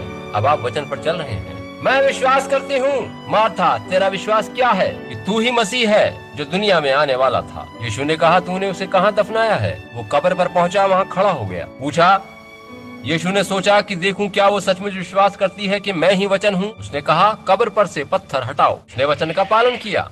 उसे ऐसा करना जरूरी था ताकि वह मृत्यु को जीवन में बदलते देख सके। और यदि आप कभी मृत्यु को जीवन में बदलते देखना चाहते हैं तो बस यही तरीका है कि आप उसके वचन को ग्रहण करके वचनों पर चलें। यदि आप पापी हैं तो उसके वचन को ग्रहण करके वचनों पर चलिए, तब आप परमेश्वर का आश्चर्य कर्म देखेंगे। तब आप परमेश्वर की एक अद्भुत कृति बन जाएंगे। यदि आप बीमार हैं तो परमेश्वर का वचन ग्रहण कीजिए। डॉक्टर कहता है आप मरने वाले हैं, परमेश्वर के वचन को थाम कर उस पर चलिए, वह आप में नया जीवन भर देगा। ओह, इतनी देर हो जाने के लिए क्षमा। बस कुछ समय और तब मैं रुक जाऊंगा। देखिए, बस कुछ मिनट और ईमानदारी से अपने प्रचारक भाइयों का समय लेने के लिए माफी चाहता हूँ। देखिए, उनके लिए बस 2 घंटे का ही समय बच रहा है। कुएं पर वो सामरी स्त्री, पापी स्त्री थी। उसके 5 पति हो चुके थे। एक दिन वो वहाँ पानी लेने आई थी। उसने पानी खींचना शुरू किया और उसने एक पुरुष को ये कहते सुना, आए स्त्री, मुझे पानी पिला। उसने चारों ओर देखा और कहा, यहूदी लोगों का हम सामरी लोगों से व्यवहार करना उचित नहीं है। मैं एक सामरी स्त्री हूँ, यह उचित नहीं है कि तू मुझसे बात करे। तू क्यों बात कर रहा है? यीशु ने कहा, अगर तू जानती कि तू किससे बात कर रही है तो तू मुझसे पीने को जल मांगती। कैसे? अरे कुआं गहरा है और तेरे पास पानी खींचने के लिए कोई साधन नहीं है। उस स्त्री ने कहा, तू मुझे पानी कहाँ से देगा? और उसने उससे कहा, जो जल मैं तुझे दूंगा वो तेरे अंदर जल का एक ऐसा निर्झर बन जाएगा जो सदा तेरे प्राणों में उमड़ता रहेगा। उसने कहा, जरा ठहर, तू यहूदी है, तुम लोग यरूशलेम में उपासना करते हो और हमारे पूर्वजों ने इस पहाड़ पर उपासना करी थी। आदि आदि बातें उसने कही। यीशु ने कहा, विश्वास कर, कि वो समय आता है, वरन अब भी है, कि जब तुम ना यरूशलेम में उपासना करोगे ना इस पहाड़ पर। मगर चूंकि परमेश्वर आत्मा है तो उसकी उपासना करने वाले उसकी उपासना आत्मा में करेंगे। संदेह नहीं कि उस स्त्री ने सोचा, एक क्षण रुकिए, ये मनुष्य है कौन? यीशु चाहता था कि वह स्त्री उसे पहचान ले, क्योंकि उसी ने उसकी पहचान सामरियों को देनी थी। उसने सोचा वो कौन है। उसने कुछ मिनट उस स्त्री से बात करी और फिर कहा, जाकर अपने पति को बुला ला। वह बहुत होशियारी से उससे पूछ रहा है। स्त्री ने कहा, मेरा कोई पति नहीं है। ओह! और तब लाठी ने उस वेदी को छुआ और कुछ घटित हुआ। क्या हुआ? उसने परमेश्वर का आश्चर्य कर्म देख लिया था। यीशु ने कहा, तूने सच कहा है, क्योंकि तू 5 पति कर चुकी है और जिसके साथ तू अब रह रही है वो भी तेरा पति नहीं है, इसलिए तूने सच कहा है। और जान गई कि वह परमेश्वर है, वही परमेश्वर जो लोगों के लिए अनेकों वर्षों से मृत सा बना रहा था। उनके याजकों, रब्बी लोगों आदि ने एक परमेश्वर के बारे में बस बताया था, मगर पवित्र शास्त्र में वायदा दिया गया था कि एक कोई आने वाला मसीहा है। उसने कहा, श्रीमान, मैं सोचती हूँ कि तू भविष्यद्वक्ता है। देखा आपने, हम जानते हैं कि मसीहा आने वाला है। उसने सोचा, निश्चित कर लूं, कहीं यही तो नहीं है। हमें मालूम है कि मसीहा आने वाला है। मैं उससे पूछूंगी और देखूंगी कि उसका वचन क्या है। कोई मनुष्य जो परमेश्वर को नहीं जानता वह मेरे बारे में ऐसी बातें नहीं बता सकता। हम जानते हैं कि मसीहा आने वाला है जो मसीह कहलाता है, और जब वो आएगा तो ऐसे ही हमको बताएगा। हम उसकी प्रतीक्षा कर रहे हैं। यीशु ने कहा, मैं ही वह हूँ। बस इतना काफी था। वह स्त्री नगर को दौड़कर गई और लोगों से कहने लगी, आओ देखो, यहाँ एक मनुष्य है जिसने वो सारी बातें बता दी हैं जो मैंने करी हैं। इससे पहले कि वह उस सुसमाचार को लोगों को सुनाती, उसे पहले परमेश्वर का आश्चर्य कर्म देखना जरूरी था। इससे पहले कि वो परमेश्वर का आश्चर्य कर्म देखती, उसे परमेश्वर को उसके वचनानुसार ग्रहण करना था। यह एकदम ठीक बात है। ओ, किस तरह से हम और भी आगे देख सकते हैं। एक उदाहरण और लें। पेंतेकोस्त, जबकि प्रेरित या चेले वचन के संग चल चुके थे, जबकि वे वचन को देख चुके थे, जबकि वे वचन पर विश्वास कर चुके थे, मगर इससे पहले कि वे पेंतेकोस्त का आश्चर्य कर्म देखते, उन्हें वचन का पालन करना पड़ा था। समझे? वचन ने कहा था, यरूशलेम को जाओ और जब तक स्वर्ग से सामर्थ न पाओ वहीं ठहरे रहना। अब देखिए कि क्या होता यदि 8 दिन बाद मती मरकुस से कहता, तुझे पता है क्या हुआ? मुझे कुछ अजीब सी अनुभूति हुई थी। हो ना हो ये पवित्र आत्मा ही था जो मुझे मिला है। यीशु ने हमें यहाँ ठहरने को कहा था। हो ना हो यही पवित्र आत्मा पाने की अनुभूति है। ओ, आओ हम एक दिन और इंतजार करें। 9वां दिन आया। उसने 9 दिन पहले हमें यहाँ इस कोठरी में रुके रहने के लिए कहा था। क्या भाइयों, आप विश्वास नहीं करते कि हमें पवित्र आत्मा मिल चुका है? ओ बैप्टिस्ट भले लोगों, आप कहते हो जब हमने उस पर विश्वास किया तभी हमें पवित्र आत्मा मिल गया था। क्या आप ऐसा नहीं सोचते? मैं सोचता हूँ कि वह हमें मिल चुका है, क्योंकि उसने हमें यहाँ ठहरने के लिए कहा था, और मेरा विश्वास है कि चूंकि हमने वचन का पालन किया है वो हमें मिल गया है। मगर यीशु ने क्या कहा था? उसने ये नहीं कहा था कि जब तुम वहाँ जमा होगे तो वो मिल जाएगा। उसने ये नहीं कहा था कि 8 दिन, 5 दिन, 9 दिन। उसने कहा था जब तक पवित्र आत्मा ना मिले। यही बात है। जिनकी आशा प्रभु पर है वे नई सामर्थ पाएंगे। समझे? आप क्या कर रहे हैं? उसके वचन को थाम कर उसी पर चलिए और ठीक उसी में बने रहिए। प्रतिदिन शैतान का सामना करके यही कहते रहिए, वचन में यूं लिखा है, यूं लिखा है, यूं लिखा है, यूं लिखा है, ऐसा लिखा है, ये लिखा है, यूं लिखा है। तब वैसा ही हो जाएगा, क्योंकि आप परमेश्वर के वचनों पर चल रहे हैं, और तब आप परमेश्वर का आश्चर्य कर्म देख सकेंगे। ये ठीक बात है, मगर पहले आपको उसके वचनों पर चलना होगा। वे चेले वहाँ ऊपर उस कोठरी में गए, उन्होंने वचन का पालन किया और वहीं ठहरे रहे। 9वां दिन आया। मैं पतरस को कहते सुन रहा हूँ, भाइयों अब आप क्या सोचते हैं? हो सकता है मरकुस ने खड़े होकर कहा हो, भाइयों आओ हम विश्वास करें कि वो हमें मिल चुका है, क्योंकि हम वचन का पालन कर रहे हैं। नहीं, आपने पूरा पालन नहीं किया है। आप कहते हैं मेरा बपतिस्मा पिता, पुत्र, पवित्र आत्मा के नाम में हुआ है। ये पूरी आज्ञाकारिता नहीं है। समझे? आप कहते हैं कि मैं अमुक गिरजे का सदस्य हूँ। ये वचन का पालन करना नहीं है। मैं रसूलों का अकीदा जानता हूँ। ये भी वचन का पालन करना नहीं है। ओ भाई, मैंने चोरी करना, झूठ बोलना छोड़ दिया है। अब मैं कोई गिरा हुआ काम नहीं करता। मगर ये भी वचन का पालन नहीं है। नया जन्म होना है, वहाँ कुछ घटित होना है, आपको मृत्यु होना है और आपके अंदर कुछ नया पैदा होना है। ओ कितने ही दिन बीत गए, उन्होंने प्रतीक्षा करी। 9 दिन बीते और उन्होंने सोचा, आओ अब सोचें कि मिल गया और हम सेवकाई करने चले। वहाँ दुनिया मर रही है, हम अब क्यों यहाँ पर देरी करें? मैं पतरस को कहते सुन सकता हूँ, मगर सुनो, मेरे अंदर से कोई कह रहा है कि अभी मामला ठीक नहीं है, केवल वचन का पालन करने ही की बात नहीं कही गई थी, कुछ और भी था। देखिए, अगर हम कोई चमत्कार देखना चाहते हैं जिसका वादा परमेश्वर ने किया है और वह वादा स्वर्ग से हमारे लिए पिता ने भेजा है, तो हमें तब तक प्रतीक्षा करनी है जब तक कुछ घटित न हो जाए, क्योंकि लेखों में लिखा है कि पवित्र आत्मा उंडेला जाएगा। योएल नबी ने कहा था, मैं सब प्राणियों पर अपना आत्मा उंडेलूंगा, तुम्हारे बेटे बेटियां भविष्यवाणी करेंगे, तुम्हारे दास और दासियों पर भी मैं उन दिनों में अपना आत्मा उंडेलूंगा और मैं आकाश और पृथ्वी पर चमत्कार दिखाऊंगा। यशायाह नबी ने कहा था कि थरथराते होठों और दूसरी दूसरी भाषाओं से मैं लोगों से बात करूंगा, और जिससे उसने कहा विश्राम इसी से मिलेगा, इसी के द्वारा थके हुए को विश्राम दो, परंतु उन्होंने सुनना न चाहा। अब भाइयों देखिए, हम बिना कोई अनुभव पाए या देखे सेवकाई के लिए बाहर नहीं जा सकते, समझे। हमें कुछ ना कुछ तो पाना ही है, क्योंकि उसने कहा कि यहीं पर तब तक ठहरे रहो जब तक तुम्हें स्वर्ग से सामर्थ न मिले। अब देखिए कि मेरे अंदर उतनी ही सामर्थ है जितनी तब थी जब मैं यहाँ आया था। मैं यहाँ पूरी रात से हूँ, पिछली रात भी यहाँ था, मैं पिछली 9 रातों से यहाँ हूँ, मगर अब भी वैसा ही हूँ जैसा तब था जब यहाँ आया था। उसने कहा है कि हम उसकी सामर्थ पाएंगे, तो आइए हम प्रतीक्षा करते रहें। तब अचानक जब उन्होंने वचन का पूरा पालन कर लिया, परमेश्वर के वचन को पूरी तरह अपना लिया, तब उन्होंने पिन्तेकुस्त का चमत्कार देखा। उन्होंने भवन में आग उतरते देखी। वह आग का सतून वहां उतर आया और आग की जीभें सी फटती हुई दिखाई दी और उनमें से प्रत्येक पर ठहर गईं, और वो सब पवित्र आत्मा से भर गए, और जैसे पवित्र आत्मा ने उन्हें सामर्थ दी, वे अन्य भाषाएं बोलने लगे। ऐसा कुछ कब घटित हुआ? क्या जब उन्होंने ये मान लिया था कि उन्हें पवित्र आत्मा मिल गया है? नहीं, वरन तब जब उन्होंने पूरी तरह वचन का पालन किया, उन्होंने पिन्तेकुस्त का चमत्कार देखा। ऐसा ही आज है, आपको ऐसा ही करना जरूरी है। अब मित्रों, मैं बस एक बात कहकर बंद करूंगा। मैं यहाँ नोटबुक का अगला पृष्ठ नहीं खोलूंगा, ठीक है? अगला प्रचारक बोलने के लिए तैयार रहे। अब देखिए कि हमें जितनी भी बुरी बुरी बातें हो सकती हैं वही कहा जाता है। हमें लोग पाखंडी, गिरजों को तोड़ने वाले, सनकी, शैतान, बालजबूल, स्वप्न दृष्टा आदि आदि नामों से पुकारते हैं। जो कुछ भी बुरा कहा जा सकता है हमें कहा जाता है। लोग आपको क्या क्या कहते हैं?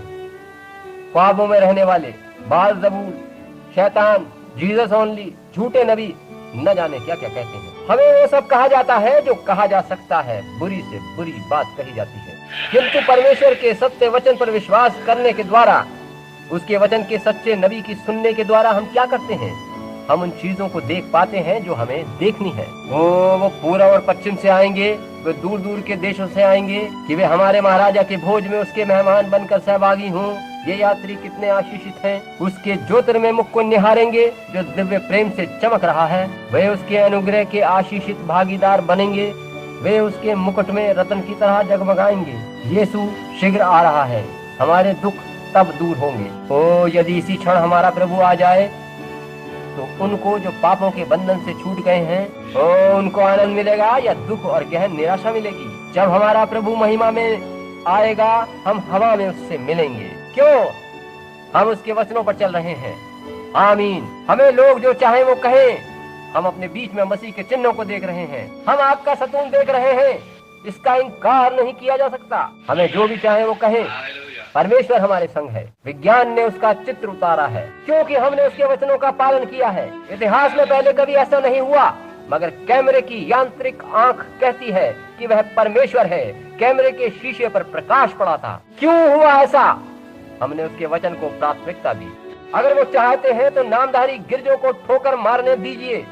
आपसे वे मुंह मोड़ रहे हैं तो मोड़ने दीजिए, मगर आप परमेश्वर के वचन का पालन करिए अगर आप उसके आश्चर्य कर्म देखना चाहते हैं। यीशु ने वादा किया था, जैसा सदोम के दिनों में था वैसा ही मनुष्य के पुत्र के आने के दिनों में भी होगा। वहाँ दूत आया था, परमेश्वर मनुष्यों की देह में आया था और उसने तंबू की तरफ पीट करके कहा था। जानबूझकर उसने इब्राहिम से पूछा था। उसने पूछा, इब्राहिम। अब्राम नहीं, कुछ दिन पहले ही उसने उसका नाम बदल दिया था। तेरी पत्नी साराह कहाँ है? सारा नहीं, साराह कहाँ है? उसने इब्राहिम को उसके पूर्वज या पुरखा पिता वाले नाम से और साराह को शहजादी वाले नामों से पुकारा। वो कौन था?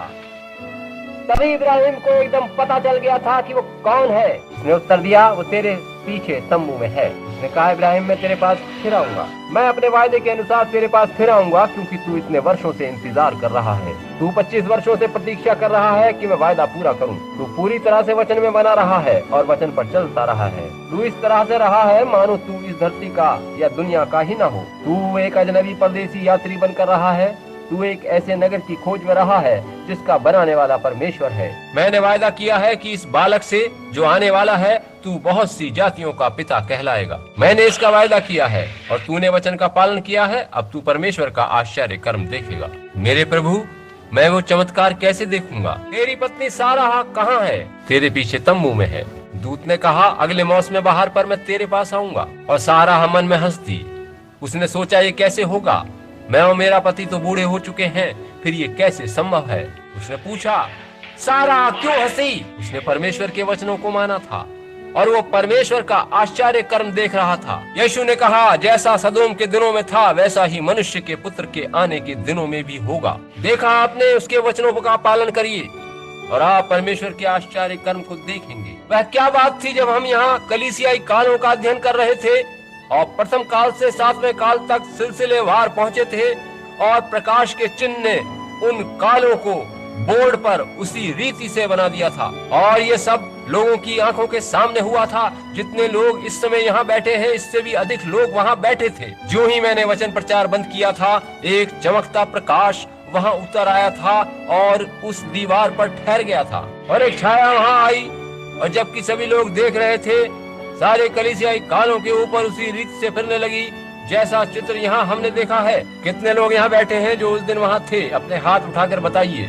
देखा, लोगों ने अपनी आंखों से देखा था। वो क्या था? पहले हमने वचन पर विश्वास किया, परमेश्वर के वचन का प्रचार किया और परमेश्वर के वचन को ग्रहण किया। और तब हमने परमेश्वर का आश्चर्य कर्म देखा जिसने वचन की पुष्टि करी कि वचन ठीक है। हम साथ साथ गाएं, ओ यीशु शीघ्र आ रहा है, हमारे कष्ट तब दूर होंगे।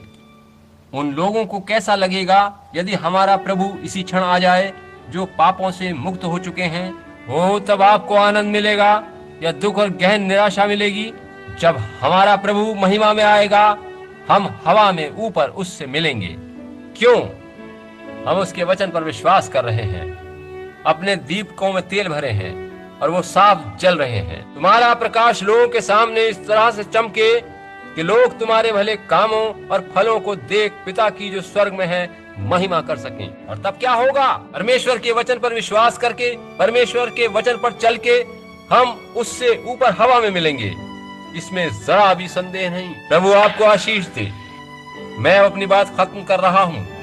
लगभग 1/3 तो हो गया और बाकी फिर किसी और समय कहूँगा यदि प्रभु ने चाहा तो। यदि परमेश्वर हमारे संग है तो उसके आश्चर्य कर्म कहाँ हैं? क्या आप विश्वास करते हैं? ये प्रभु होने दे कि हम आने वाला वर्ष देख सकें। हम आने वाला वर्ष देखें और होने दे कि हमारे हृदय नामधारी गिरजों के मतों हाथ मिलाकर सदस्यता लेने या तथाकथित धर्म से संतुष्ट न हो जाएं। हम तब तक संतुष्ट न हो जब तक कि परमेश्वर की अद्भुत करने वाली सामर्थ हमारे हृदयों में उतरकर हमारे भीतर से सारी दुनियादारी को बाहर निकालकर वहां मसीह को स्थापित न कर दे। अब ऐसा न हो कि आज कुछ और हम कल कुछ और करें, वरन उस प्रभु में बढ़कर उसके कद तक पहुंच जाएं। जब तक हम उससे न मिले उसी में बढ़ते रहें। आइए हम अपने सिरों को झुकाएं। स्थान स्थान आपके लिए स्वर्गीय फव्वारे के पास स्थान है। जगह जगह मेरे लिए स्वर्गीय फव्वारे के पास जगह है।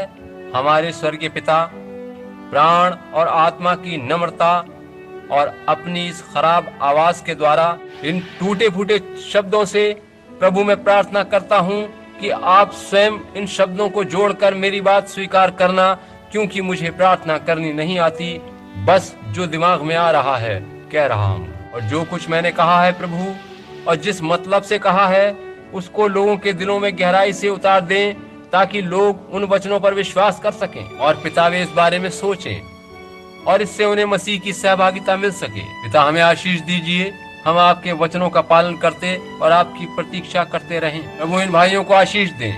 पिता मुझे क्षमा करें कि मैंने प्रचारक भाइयों का काफी समय ले लिया है। मेरी प्रार्थना है कि आप उन्हें पवित्र आत्मा से इस तरह महसूस करें कि इस भवन में परमेश्वर की सामर्थ भर जाए और पापी लोग वेदी पर आकर रोएं और पश्चाताप करके क्रूस की राह पर आ जाएं और बीमार चंगाई पाएं और बड़े बड़े अद्भुत चिन्ह प्रकट हों तथा हम जीवते परमेश्वर की चमत्कारिक सामर्थ्य को देखें। हम इसकी प्रतीक्षा करेंगे पिता, यीशु के नाम में, आमीन। प्रभु की प्रशंसा होवे। क्या आप उसे प्रेम करते हैं? यदि परमेश्वर हमारे संग है तो हम उसका चिन्ह देखें। उस मसीह का चिन्ह कहाँ है जो कल, आज और युगानुयुग एक सा है? यदि वो मसीहा वही मसीहा है तो उसका चिन्ह भी वही होगा। वो कहाँ है? वह किस धार्मिक संगठन में है? कौन से धार्मिक संगठन के सदस्य बनकर मसीह को पा सकते हैं, उसके चिन्ह को पा सकते हैं? हम किस घर में जाकर मसीह को ढूंढ सकते हैं? इस बारे में सोचिए। भाई नेवल, क्षमा कीजिए।